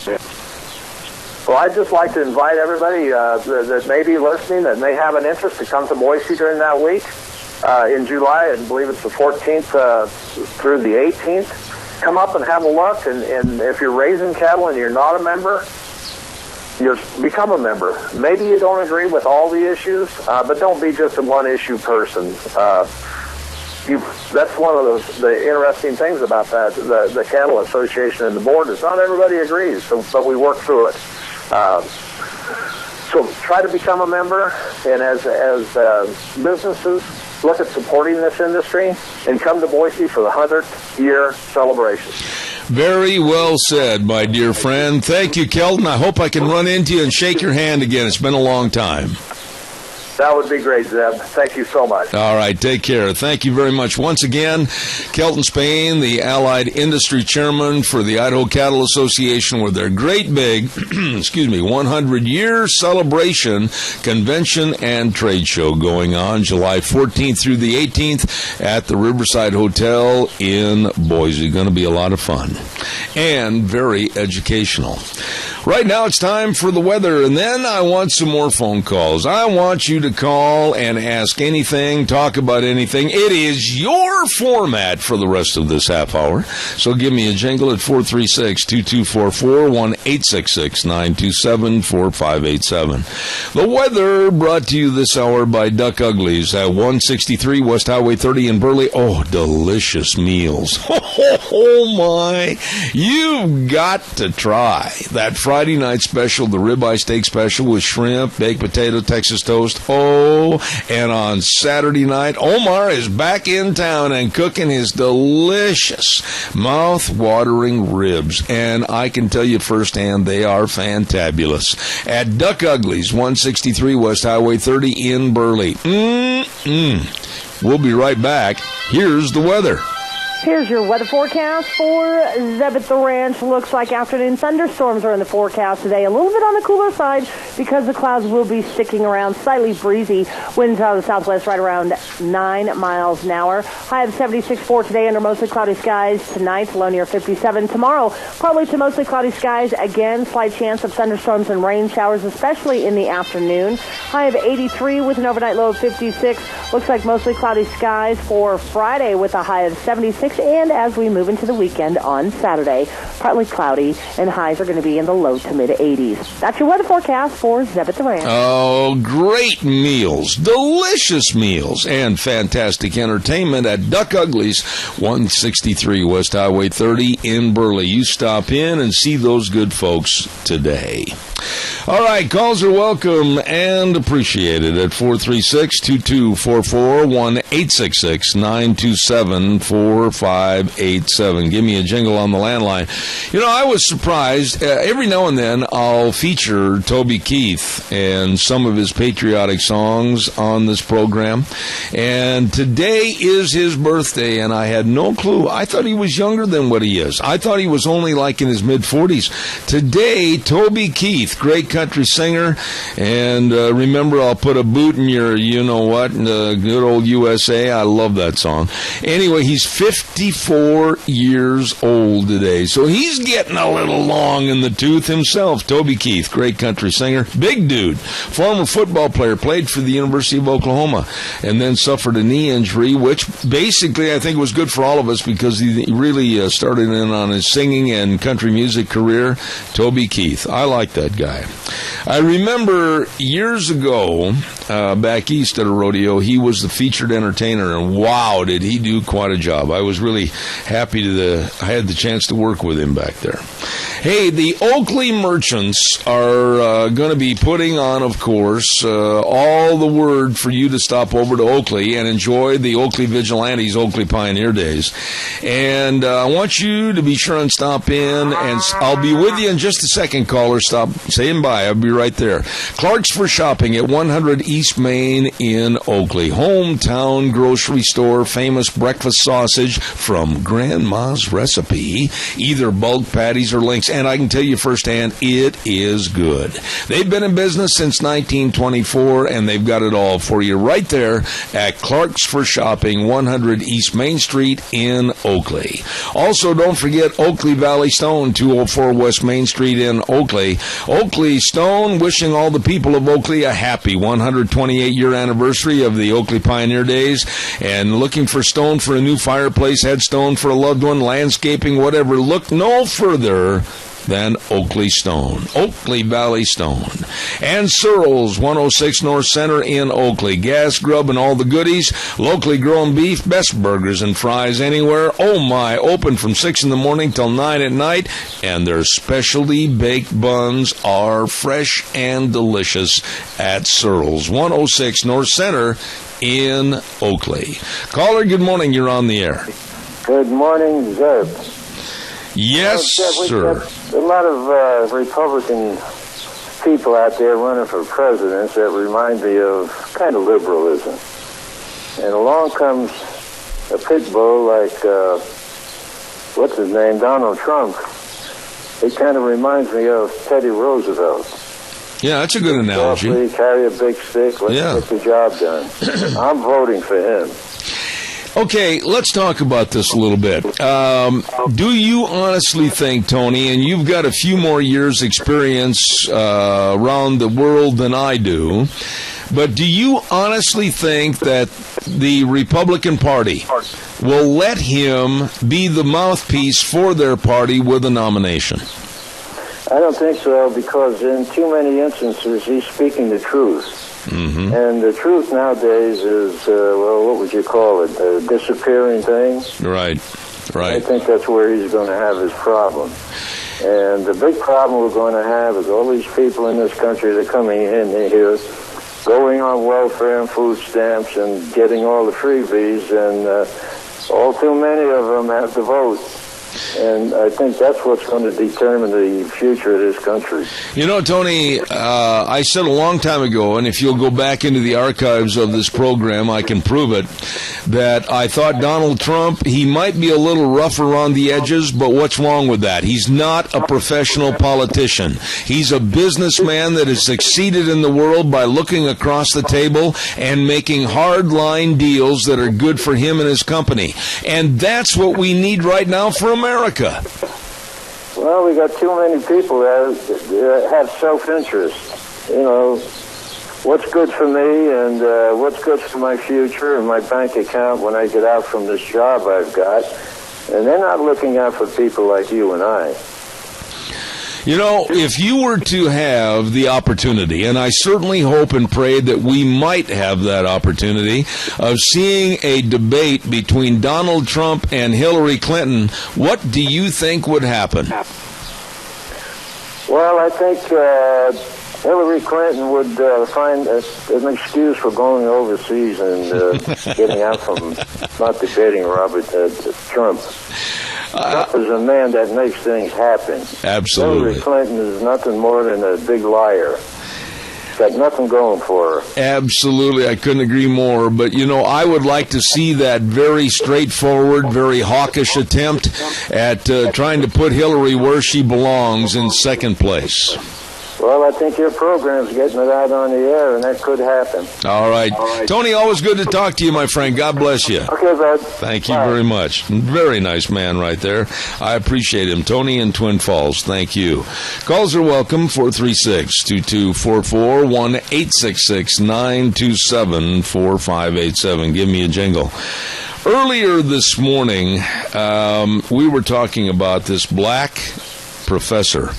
Her name is Zandria Robinson, and she used to be with the University of Memphis and then took a job with Rhodes College. And the kind of sleaze that's going on with the certain elements of the liberal set in our colleges and universities, she came out and basically went into a diatribe in front of her students and said that whiteness is most certainly and inevitably terror. And she went on and condemned all the Caucasians, you and me and everybody else. And the college, along with Dr. Charles McKinney, the chair of Africana Studies at Rhodes College, denounced the media coverage against her as hard-right, anti-academic, and uncritical racist attacks. Who's playing the race card here? This woman absolutely hates the Caucasians. This woman hates the whites in America. This woman came out and said that all whites are terrorists. And this college, Rhodes College, should be ashamed of themselves. And Dr. Charles McKinney, chair of Africana Studies at Rhodes College, should absolutely be removed. Standing up for and standing behind this woman who is absolutely a black racist. We're seeing racism in reverse in this country, and it's getting uglier every day. Your thoughts. Give me a call, 436-2244, 1-866-927-4587. While I'm waiting for your call that I'm sure is coming in, this would be a great time for me to tell you a little bit about the Chadwick Sports Grill. What have they got on special today? Let's take a look at the menu item. And they're having chicken paprikash. I hope I said that right. Chicken paprikash served over white rice with veggies and super salad, and that is the special, along with all the great menu choices, all the great people that work there. Super neat environment right there at the Chadwick Sports Grill, 139 West Main in Burley. Chicken paprikash over white rice today, the special at the Chadwick Sports Grill. Good. All right, give me a call, 436-2244, 1-866-927-4587. And I want to remind you, we're going to have our next lunch bunch. I had a couple of calls on this. We're going to have our next lunch bunch. It's coming up on next week on Thursday, the 16th, and it's going to be at 11:30 at Denny's Restaurant. Don't forget that in Burley. Don't forget. Also, the Big Team Roping Series continues tonight at the Jerome County Fairgrounds with my friend Dave Zanino, and they're going to be signing up at 7:30, rope at 8. That's at the Jerome County Fairgrounds, and all the ropers try to be in attendance for that.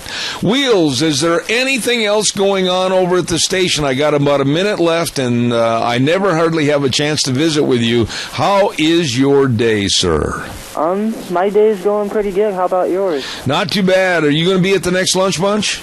Yeah, of course I make it to every lunch bunch. Is your grandma going to be there? She just got back from going to Wyoming, I believe. Oh. So, we'll see. I think she was planning on going again, so hopefully she'll go this. All right. Well, listen, I appreciate you being a big part of Lunch Bunch, and your grandma, I met her last time, very nice lady, and Lunch Bunch coming up on the 16th. We'll tell everybody more about that later. Right now, it's time for CBS News. We'll be right back.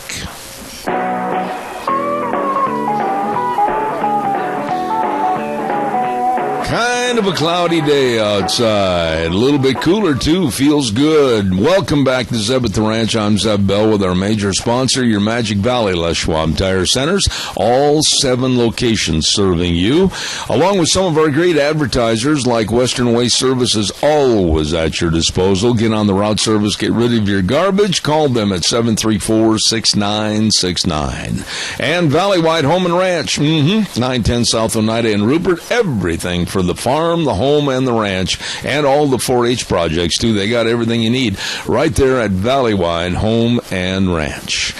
Coming up on Oakley, I should say coming up on July 14th through the 18th, Oakley Pioneer Days. Oh, my goodness, it's going to be ripping good fun, turning our hearts to our fathers.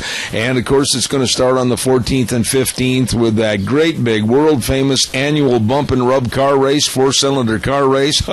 Gets a little wild and woolly out there. Then the Gymkhana on the 16th, rodeo on the 17th and 18th, and fireworks, all kinds of goodies. activities. And then during the day, basketball and volleyball tournaments, entertainment in the park, chuck wagon breakfast. Oh, my goodness. Don't forget, too, on the 18th, the great big parade. All of this and more at the Oakley Pioneer Days, July 14th through the 18th, turning our hearts to our fathers. Very well done, and presented by the Oakley Vigilantes. There's a gentleman that has been on my program about 4 or 5 times in the past, and I always look forward to his straight-shooting attitude when it comes to politics, and he knows politics. And we say good morning right now to Dr. Gerard Lamero. Good morning, sir. How are you? Yes, it's great to be back with you. I look forward to talking to you every time you invite me on. Well, I know I'm going to get straight answers, and I know you tell it like it is, which is really pleasant in a day and age when everybody's trying to be politically correct. And I wanted to talk to you about politics in general this morning, but specifically all the polls. I mean, I am sick and tired of hearing about this poll, that poll, who's number 2 in this poll, who's number 19 in that poll. How trusting can we be of these political presidential polls? Well, especially now, but even pretty much all the way up to the election, you have to be suspicious of virtually every poll. And I'm not saying that people are intentionally trying to fix the numbers. Maybe some are. I can't say if they are or they aren't. But there's just simple things that you've got to look for. For example, they're talking about who's going to get in the debate, the Republican debate. And they've had polls out that says Jeb Bush is number 1 and Donald Trump's number 2 in certain polls. Well, I went to one of those national polls this week, and I looked at the assumptions built into the poll. The first thing I found with this one national poll that everybody's quoting is it said the numbers are plus or minus 5%. So the sampling error, based on the fact they don't poll everybody, they only poll a small number of people, plus or minus 5%. Well, gee whiz, if you've got a candidate with 10%, does that mean he has 5% or 15%? That makes a big difference. Now, what about polls like Rasmussen and others? Are they more reputable and we should pay attention only to them, or do they have the same slippage problems as the others? They all have to be based on the fact that you don't sample everybody. You don't call everybody in the country. You call some people. And the number varies, and based on the number they call, and that's assuming they call a representative sample. Not all do that because there are errors that come in.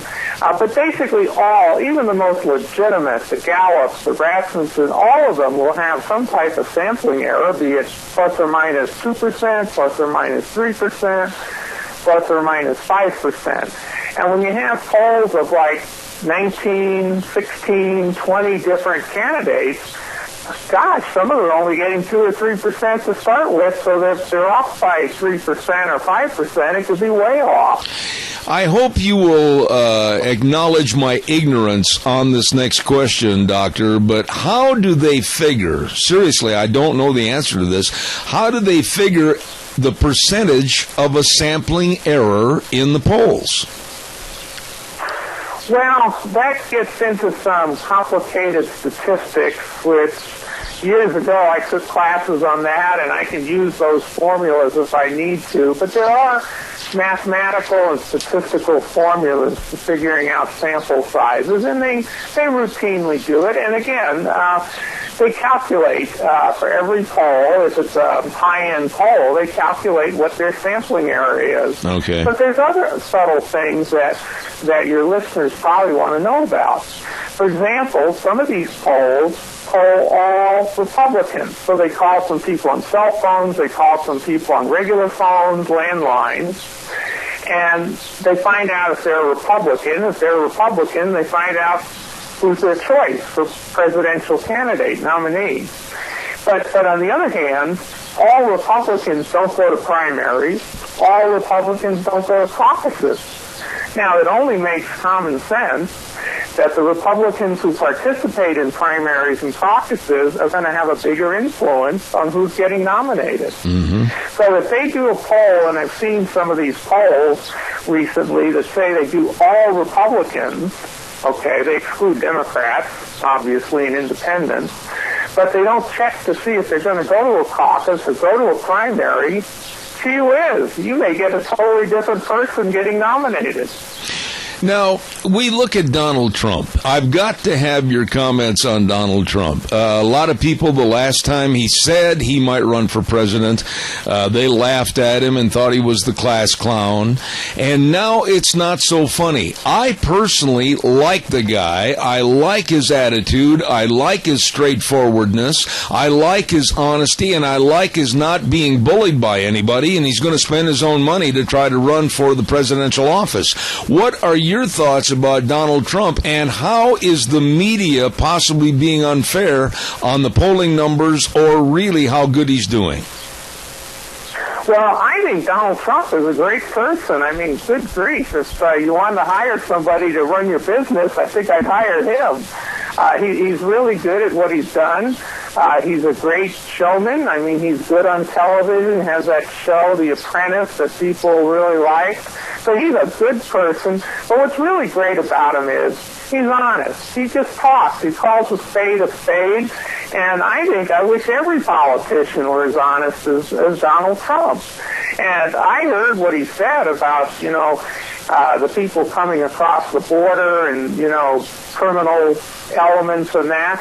I didn't hear him say every Mexican in Mexico is a bad person. That's I think right. He just said that there are criminals coming across the border, and isn't that true? What about the San Francisco guy got sent back 5 times and he killed somebody back in San Francisco, the sanctuary city? So I like Donald Trump.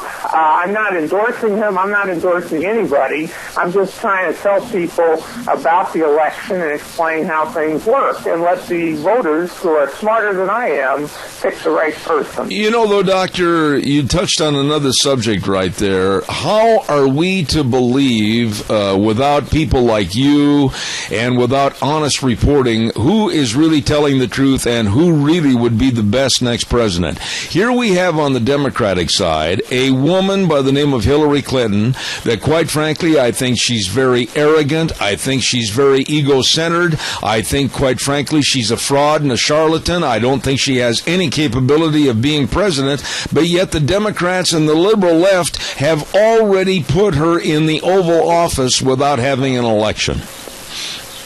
Yeah, and I would say they're doing the same on the Republican side. They're trying to nominate somebody like Jeb Bush.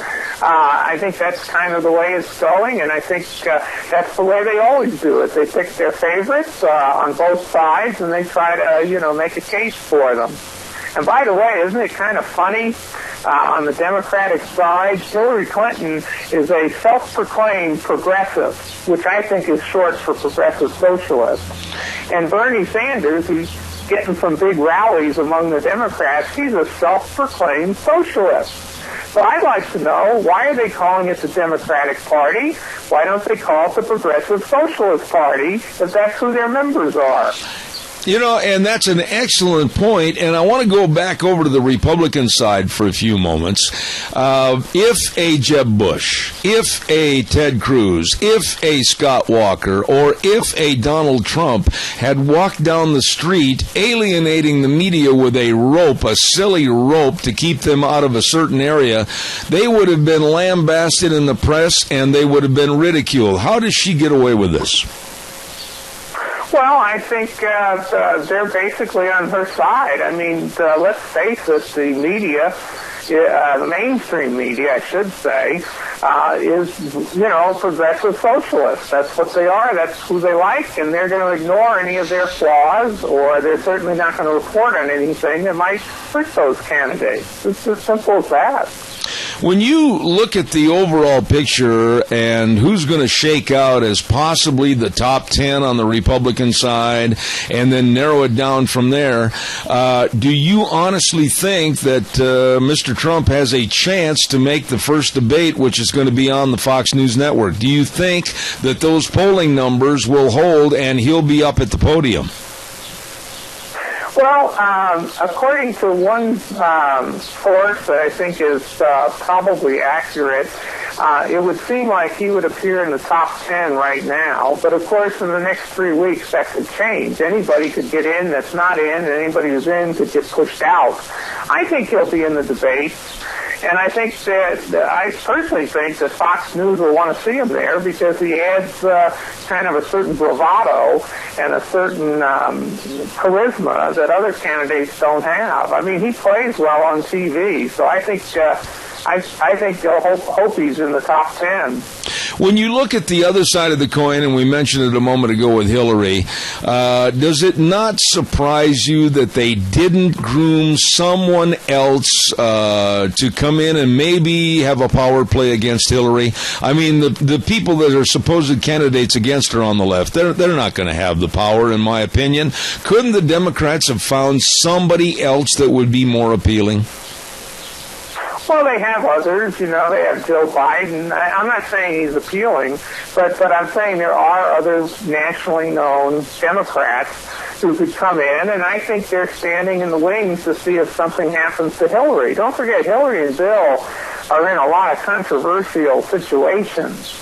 Was it the Russian uranium deal and all sorts of things, lost emails or deleted emails, the Benghazi affair, on and on and on and on. Any one of those could suddenly cause a lot of trouble for Hillary and her campaign.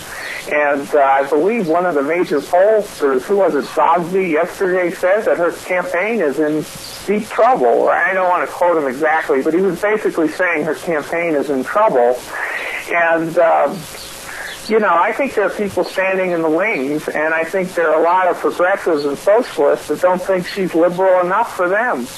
Doctor, with your research on politics, doesn't it scare you and make you feel very uneasy that a person like Hillary, with all the allegations of improprieties on money and also possibly sheltering information about Benghazi, where we lost 4 American lives, all these items coming forth, doesn't it scare you of the Clinton power that they can override these and still make a quest for the Oval Office with Hillary at this time?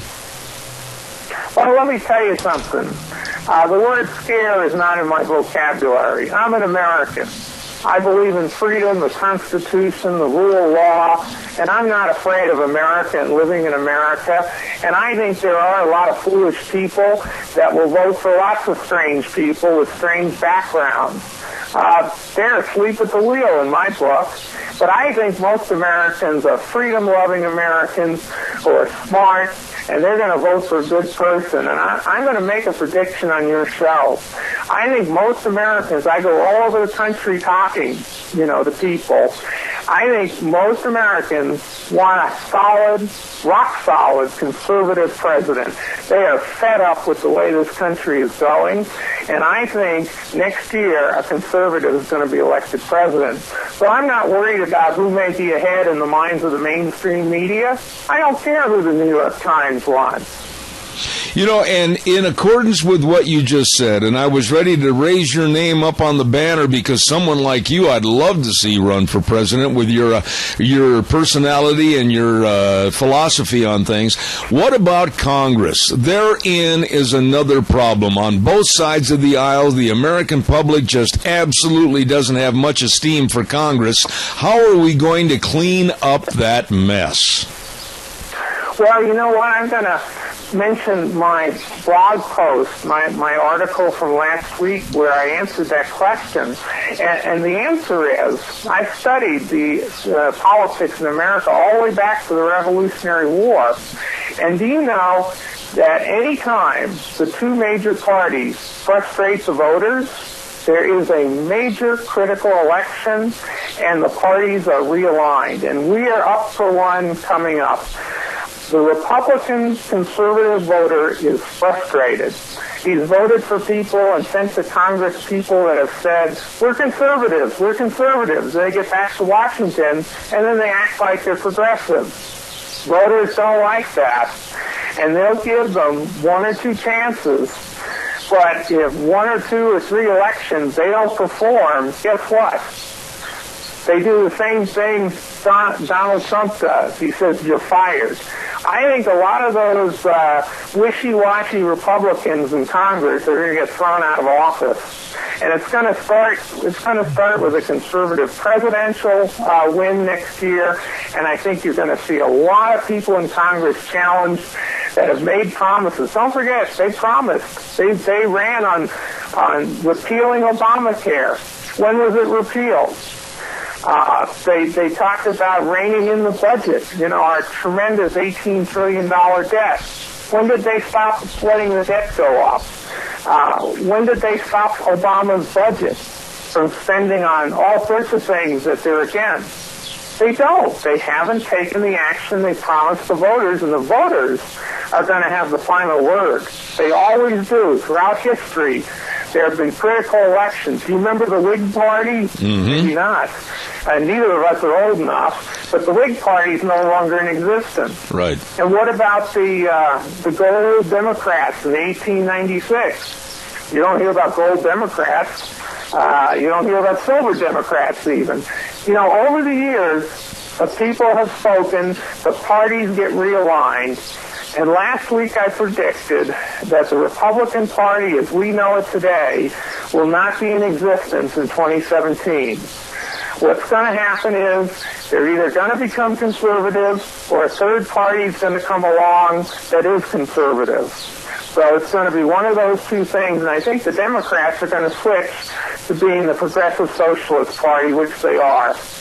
Let me ask you one final thought, Doctor, and I think I've mentioned this to you before, but do you think that all that being said, our society has become so dependent on government and the gimme, wannabe type society where the government is the handout and the provider that we are too far gone to stand up on our hind feet and fight back? No, not at all. And if people want to think about what it's like to live under socialism, all they have to do is look at Greece, which is on the verge of bankruptcy, and people are worried about getting food and medicine. Okay? You can't have a free lunch for everybody forever. Somebody has to pick up the tab when you go to your local diner to pay for lunch. And all you have to do is be straight with the American voter and say, we can't spend recklessly forever. We'll eventually go bankrupt. And Americans are smart enough and work hard enough to know that that makes common sense. I wished I could have you on the program every single day. Dr. Gerard Lamaro, thank you. God's blessings to you, and please come back in the future. I will, and you invite me anytime. I love talking with you. All right, sir. Thank you so much. I really appreciate that gentleman being on my program, and he's very straightforward about his views on politics, and I appreciate him. Dr. Gerard Lamaro, thank you very much. Boy, he's a blessing to listen to. Let's see, what else have we got cooking here that we need to tell you about? Oh, Vicky's Country Garden. Yes, every Thursday we have a segment on our show at 10:30 in the morning, 10:32 actually on Thursdays, and it's Gardening for Idiots. It's a program that was named after me. I'm not the world's best gardener, but I know a lady that is, and that's Vicky at Vicky's Country Garden.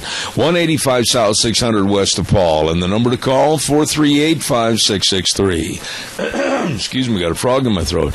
And don't forget to watch the reader board every week for the weekly specials over at Vicky's Country Garden. All the decorative rocks, soil aids, chemicals, all the spray for the bugs and the funguses and everything else. You just be sure and give her a call or stop in. Vicky's Country Garden, 185 South, 600 West of Paul. The number again, 438-5663.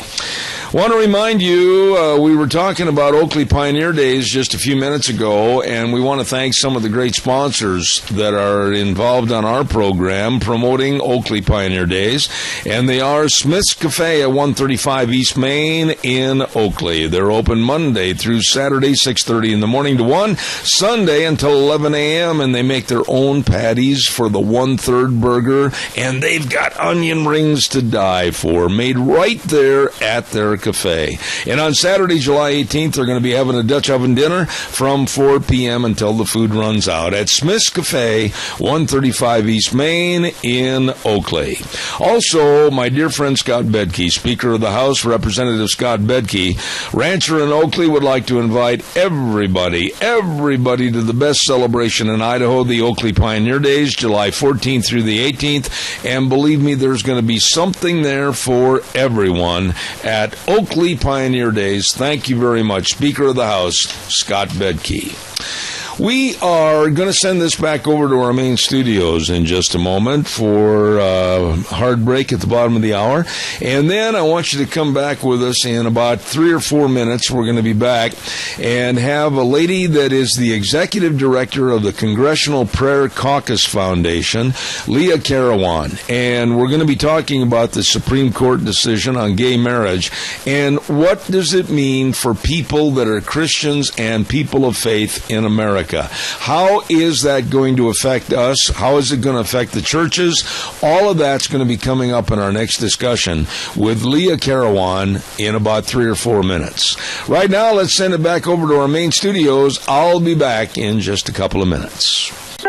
And now, back to Zeb at the Ranch on AM 1230 KBAR. To reach Zeb, call 436-2244 or toll free 1-866-927-4587. And now, here is Zeb Bell. Oh, thank you very much. Welcome back. And before we get our guest on the phone, I want to remind you, too, the Lincoln County Fair and Rodeo, the Friends to the North. And we really say congratulations on putting together another fun-filled fair for this year, running July 18th all the way through July 25th. And, of course, they're going to have a United Truck and Tractor Pull on the July 18th.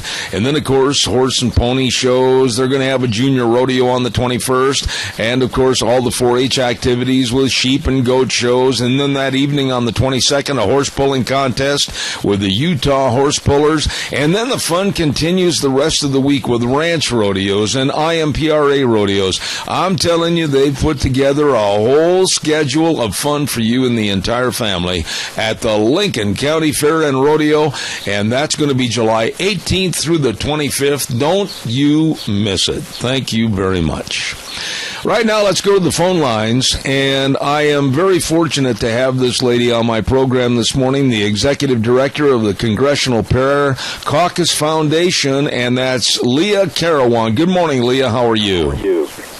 Good morning, Zeb. I'm doing well. Glad to be with you this morning. You know, first and foremost, may I make an apology in front of thousands that I was gone on the last time you were scheduled to come on the program, and we had a mess-up, and we didn't get you on the program, and I apologize. So thank you for coming back. Absolutely, no problem. Tell us a little bit at the beginning of what is the Congressional Prayer Caucus Foundation. What does that mean?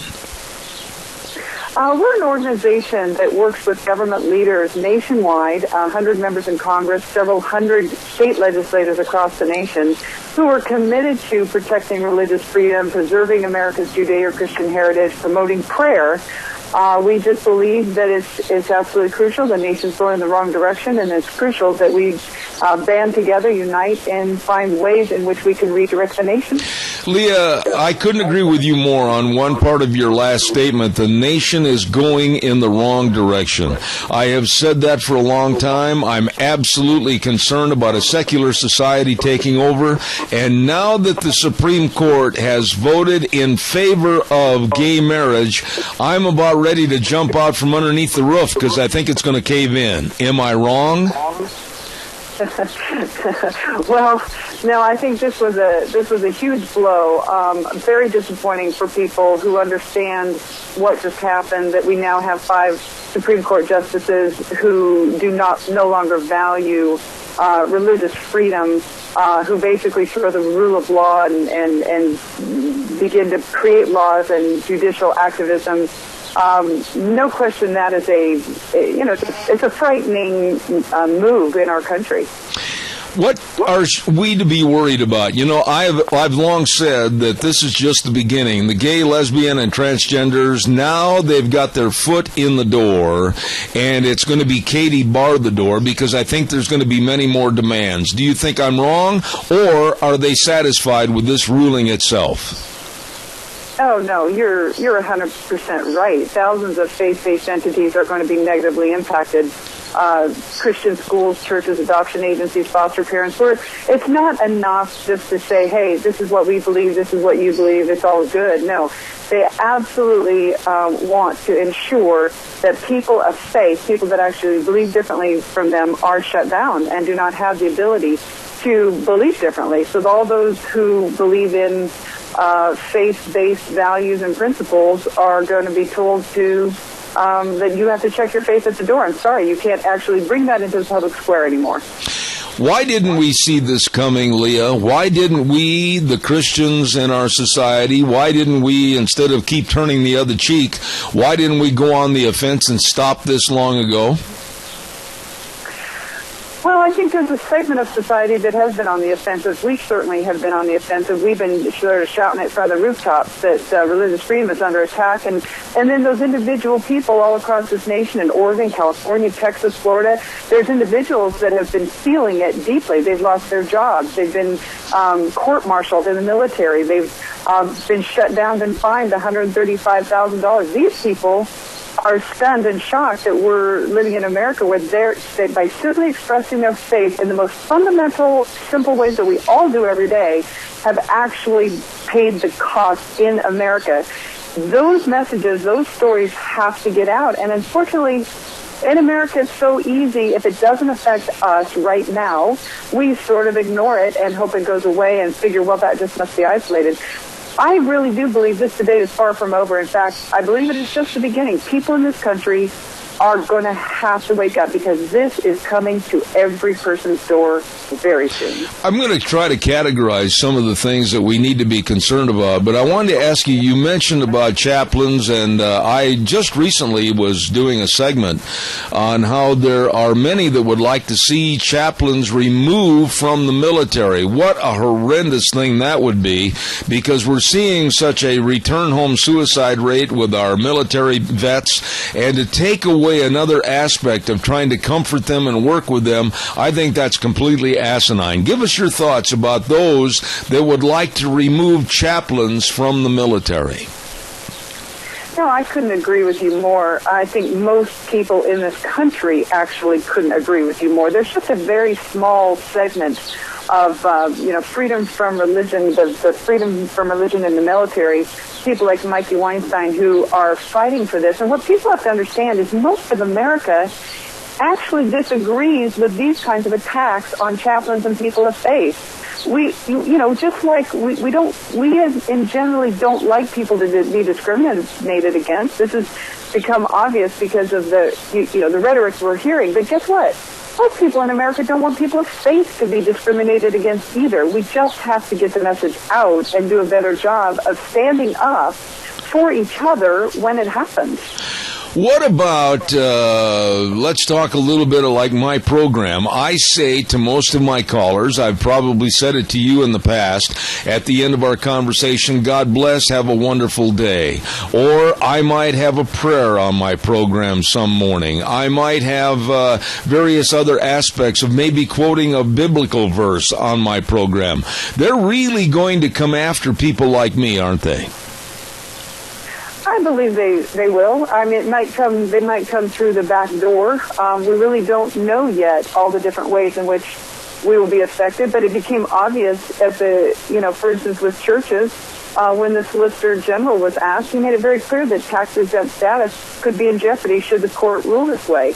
I think broadcasters and Christian media outlets have to be concerned that they might be refused operational license by the Federal Communications Commission if they stand for biblical truth and they reject what these 5 Supreme Court justice opinion is, that this is something that should not be discriminated against. I mean, think about it. If they're putting this in a civil rights situation, and you basically say, no, I actually don't agree with that stand regarding this particular concept, and it violates my faith, What they're saying is that there is no recourse for that. Out in the public square, you cannot discriminate against anybody who has a different view on marriage than you do. So think about the impact that has if indeed you decide you want to stand for traditional marriage. You don't get to. Absolutely. I also want to ask you about our currency and other examples of where God is very visible. Like on our currency, it's in God we trust. We say under God in our Pledge of Allegiance. Are all these things going to be subject to change and attack now of that Supreme Court ruling? Well, let me just say this. I mean, sure, they've actually been trying to do this for some time now. They've been trying to get under God out, trying to get our money out of our pledge. But let me tell you something encouraging that's happened. In 2011, the Congress reaffirmed "In God We Trust" as our national motto. And they added the phrase and encouraged the public display of it in every school and public building, government building. Now that should give Christians and people of faith and people that believe that national motto means something in this country great encouragement. Even just as briefly as a few years ago, our Congress was saying, please put our national motto up across the nation. Please put it up in the schools. Put it up in the government buildings. Yes, they will come after it, but right now, that's a safe harbor. Right now, every citizen can hang proudly our national motto anywhere and everywhere across this country. And to our point at the beginning, if we will do something as simple as that, which we are promoting, and In God We Trust Put It Up campaign, if we'll do something as simple as that, think about the impact and the statement that we can make. That we do not agree with the direction of this nation. Let me ask you about the situation in Oklahoma. And I've announced many events back in Oklahoma City. And there at the state capitol, they have the Ten Commandments, a very, very nice display of our Ten Commandments on those state grounds. And there are those that would like to see them removed, and a federal judge said, take them down. And the governor basically has said, no, we won't. I like that kind of a pugnacious attitude, because I think now they're saying and they're fighting back, no, we're not going to listen to everybody from the ACLU and a secular society. What are your thoughts? I agree wholeheartedly. That's exactly what is needed. We have to take a stand, because the truth is, those stands that we're taking for the historical, traditional, biblical, Judeo-Christian values that this country was founded on, that are written on our monuments. They're in our documents, our founding documents. Our leaders have quoted them for decades, centuries now. Those are the things that we need to continue to stand for, and if we will be able to keep them. If we do not, they will continue to be eroded. And I couldn't agree with you more. This is what is going to be required, is that people that understand what's at stake continue to stand with one voice, boldly, no matter the cost, to ensure that these principles and values continue to be reflected in our laws and policies and on our monuments. Leah, let me ask you this, and I'm not trying to point the finger at any one denomination or any one pastor, but I have been very critical, to be very honest, of organized churches in general, and primarily pastors not having the backbone to stand up and preach God's word as it is in the Bible from the pulpit, because they're afraid of the ACLU and others. Wouldn't you agree that the power of the church and the power of religion has to come from the pulpit, and these ministers have to show some backbone? I have to agree with you. I absolutely do. The pastors and the ministers throughout history, from the founding to through every single generation, have been the voice to ensure that people understand the power and the importance of protecting religious freedom and God's place in America. There isn't anybody else that is going to bring this message forward. If they're waiting for somebody else to preserve these concepts and these things, they're mistaken, because again, it's the church, it's the pastors who are the ones who have been such bold and strong, taken bold and strong stands for the things that are right and moral in America. So yes, if the pastors refuse to engage in the civic conversation, if they refuse to actually talk about the things that we're talking about in the public square and talk about those from the pulpit, yeah, we've seen already what happens when they do that, and if they continue to do that, I think there will be a disaster. I'm going to be very blunt. I don't like Obama. I never have. I never will. It has nothing to do with his race. I don't like his ideology, and I certainly don't like his politics. However, that being said, he still has over 500 days plus to go in office. But when I look at the other choice coming up from the left on the Democratic ticket, I am even more afraid for our religious heritage in this country because of Hillary Clinton may be the nominee and might become president. What are your fears about the left retaining the Oval Office? Well, I believe that we must elect people who believe in Judeo-Christian values, who understand the founding of our nation. We must elect people who recognize the fact that America must continue to reflect Judeo-Christian values in laws and policies if we intend to remain a free republic.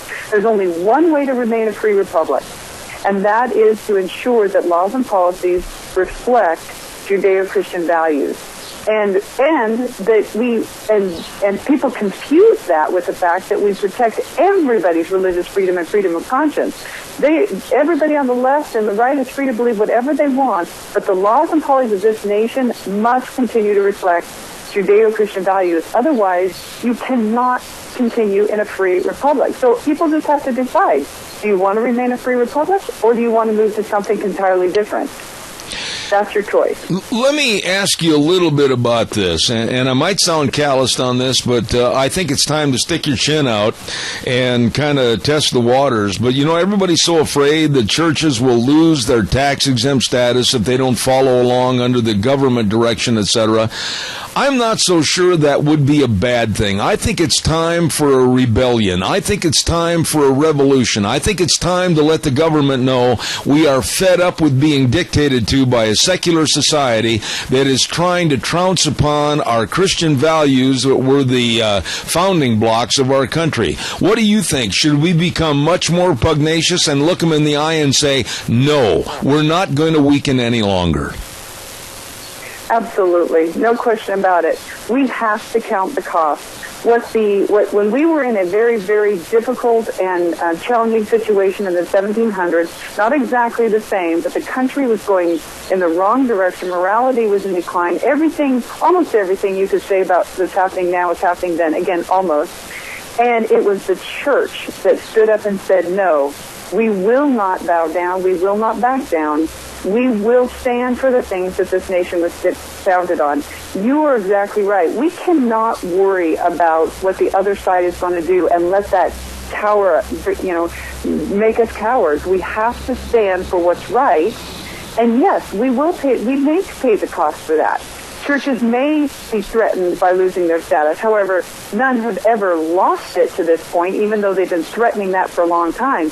But let me just say, we're in a new day, and some of the things that are happening that just happened at the Supreme Court, that has brought the battle or the stakes to a brand new level that we have not experienced. So I don't want to minimize that, because this was an incredibly ground-shaking opinion by these courts. But what people do now is going to determine whether or not that opinion actually has the impact that they want it to have. States have to stand up. Churches have to stand up. Christians have to stand up. Leah, right there, though, a lot of people might be saying, okay, stand up and do what? What would you tell my audience that people should be doing? Kind of give us a checklist of things as to how they can get involved, what they should be doing, and, quite frankly, point the finger at government and tell them to back off. What should they be doing? Well, we have a long ways to go, because a lot of people are uninformed, uneducated. They don't know what to do now. Let me tell you, answer that on a couple different levels. I already told you that we have a couple of campaigns through the foundation that we feel like are very important, that give people a very simple way to engage. If you go to InGodWeTrust.com and you put up by a window cling in God We Trust, our national motto, put it up on your window, on your business, in your car. Make a strong stand. We also have an initiative called Pray USA, and we have 700 government leaders who have signed their name on a call to prayer proclamation. And these government leaders have committed to going into the churches, standing side by side with the pastor, and calling the church to pray. Because right now we need a lot of prayer. That is the most important first thing you can do. And please get involved with PrayUSA.com. We have hundreds of churches that are getting ready to have a government leader come into their church, read the proclamation, and play a short video and tell people, this is what's happening. Let's get on our knees. Then get up off your knees. And when you find out that people are coming into the communities or into the people are getting attacked on religious freedom, you have to stay informed and you have to stand up for them. We have to go where the battle is right now. And there are people all over this nation that are being pushed. And when you feel being pushed or something's being pushed, you have to just simply resist and say, no. No, we're not going to. We know what the Constitution protects. We have the right to disagree, and we will disagree, and we will stand on the freedoms that we know this country was founded on. We're not going to give way. Absolutely. Well said. Now, for those in my audience that would like to follow more of what the Congressional Prayer Caucus Foundation stands for, give us some websites or some telephone numbers how we can obtain that information. Absolutely. You can go to our main website, cpcfoundation.com. That's CPC, Congressional Prayer Caucus, cpcfoundation.com. And you can sign up and get emails from us. We'd be happy to keep you informed of what's happening across the nation. You could go to prayusa.com and become a part of the Pray USA movement with these 700 government leaders. You could go to ingodwetrust.com and get yourself a $5 window cling and just make a bold statement. It's very simple. All simple things that you can do right now. I tell you what, I can't wait to have you back on this program again. We've been visiting with Leah Carawan, Executive Director of the Congressional Prayer Caucus Foundation. Leah, thank you so much. It's a pleasure, and I hope you'll come back and see us and talk to us in the future. Thank you, Zeb. It's a privilege to be here, and I certainly will. All right. Thank you so much. Wonderful lady right there, Leah Carawan. And, boy, what she said, it's inspirational. And we all need to stand up and fight back. That's what we're going to do on this show. I know one thing we better do. We better get the weather forecast in here real quick, and then we'll take some more calls. Scarrows Meats, 331 North Road, Jerome. Your hometown meat cutter. Locally owned custom meat processor for over 20 years, changing the way we eat one bite at a time. One delicious bite at a time. Don't forget they got that hot summer barbecue special for only $199. You know what you get? Ribeye steaks, New York strips, sirloin tips, ground beef, boneless pork chops, brats. Oh my goodness! All of this and more for just $199 at Scarrows Meats, 331 North Road, Jerome, 324-7657. I'll tell you more right after the weather. Here's your weather forecast for Zeb at the Ranch. Looks like afternoon thunderstorms are in the forecast today. A little bit on the cooler side because the clouds will be sticking around. Slightly breezy. Winds out of the southwest right around 9 miles an hour. High of 76 for today under mostly cloudy skies. Tonight, low near 57. Tomorrow, partly to mostly cloudy skies. Again, slight chance of thunderstorms and rain showers, especially in the afternoon. High of 83 with an overnight low of 56. Looks like mostly cloudy skies for Friday with a high of 76. And as we move into the weekend on Saturday, partly cloudy, and highs are going to be in the low to mid-80s. That's your weather forecast for Zeb at the Ranch. Thank you very much, and don't forget, changing the way we eat one delicious bite at a time. Scarrows Meats, 331 North Road, Jerome. Call Don and the rest of the crew at 324-7657. That number again, 324-7657. Scarrows Meats.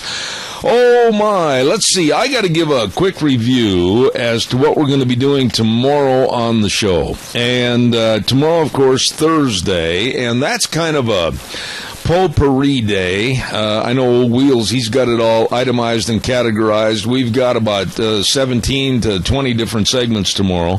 A lot of good local news of interest, and we're going to start things off with the open forum from 8 to 9. That's where I welcome your phone calls. And then, of course, the Chamber Report, and then we've got Dog Nation. We've got the lovely Rita Ramsey at 9:30 talking about the Minnecasia Tea Party and all other issues going on around the news, and Starving to Death, and then, of course, the Cassia County School Days. That always is a very interesting segment.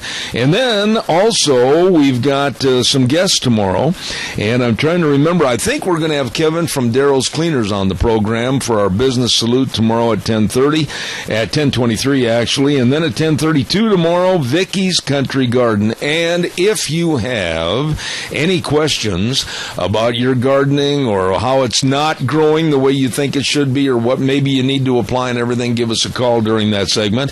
And then at 10:45 tomorrow, we're going to be talking to some of the folks with the Oakley Vigilantes on the Oakley Pioneer Days. So don't forget all of that activity tomorrow on Zeb at the Ranch.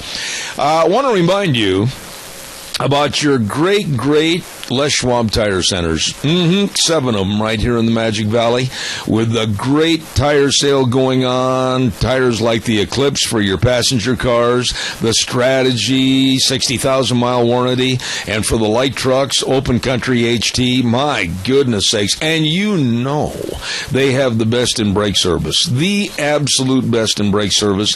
Professionally trained technicians, free brake inspections and estimates, premium quality parts, the best, along with the best in front-end alignments and shocks and struts and batteries, the best in service. From your Magic Valley Les Schwab Tire Centers with Lane and Rupert, Dave on Blue Lakes and Twin, Mike and Buell, Mike and Jerome, the Twist family in Paul, John on Poline in Twin Falls, and Randy on Overland and Burley. Your Magic Valley Les Schwab Tire Centers, absolutely the best. We were talking earlier this morning to the Idaho Cattle Association, and one of the things that they want everybody to come up and watch, because it's going to be the first time it's ever happened, is the Idaho Cattle Association Cattle Drive on Chinden Boulevard, and it's going to start at 9:30 in the morning on July 18th, Saturday, July 18th, and it's going to be led by Governor Butch Otter, and it's sponsored by the Shoe Fly Arena, and I'll tell you what, it's going to be a lot of fun, and a lot of people celebrating 100 years of the Idaho Cattle Association, and it's their trade show and convention from 1915 all the way to this 2015, the Idaho Cattle Association and that cattle drive going right down Chinden Boulevard in Boise. Going to be a lot of fun. Tonight, team roping at the Jerome County Fairgrounds, starting at 7:30 with sign-up, 8 o'clock rope. Dave Zanino has all the answers to your questions. If you're a roper and want to get on over there, I wished I could tonight. I'd love to. And going to be another of their series, so don't forget that. We are going to wrap it up and put it back in the box for today, and we're going to remind you we'll be back here tomorrow morning at 8:06 tomorrow morning for our Thursday edition of Zeb at the Ranch. And don't forget, K-Bar 12:30 a.m. and then streaming live on the internet, zebbell.com, and we'll look forward to visiting with you tomorrow morning. Until then, the way things were are the way things ought to be. Take care. God bless everybody. See you tomorrow morning.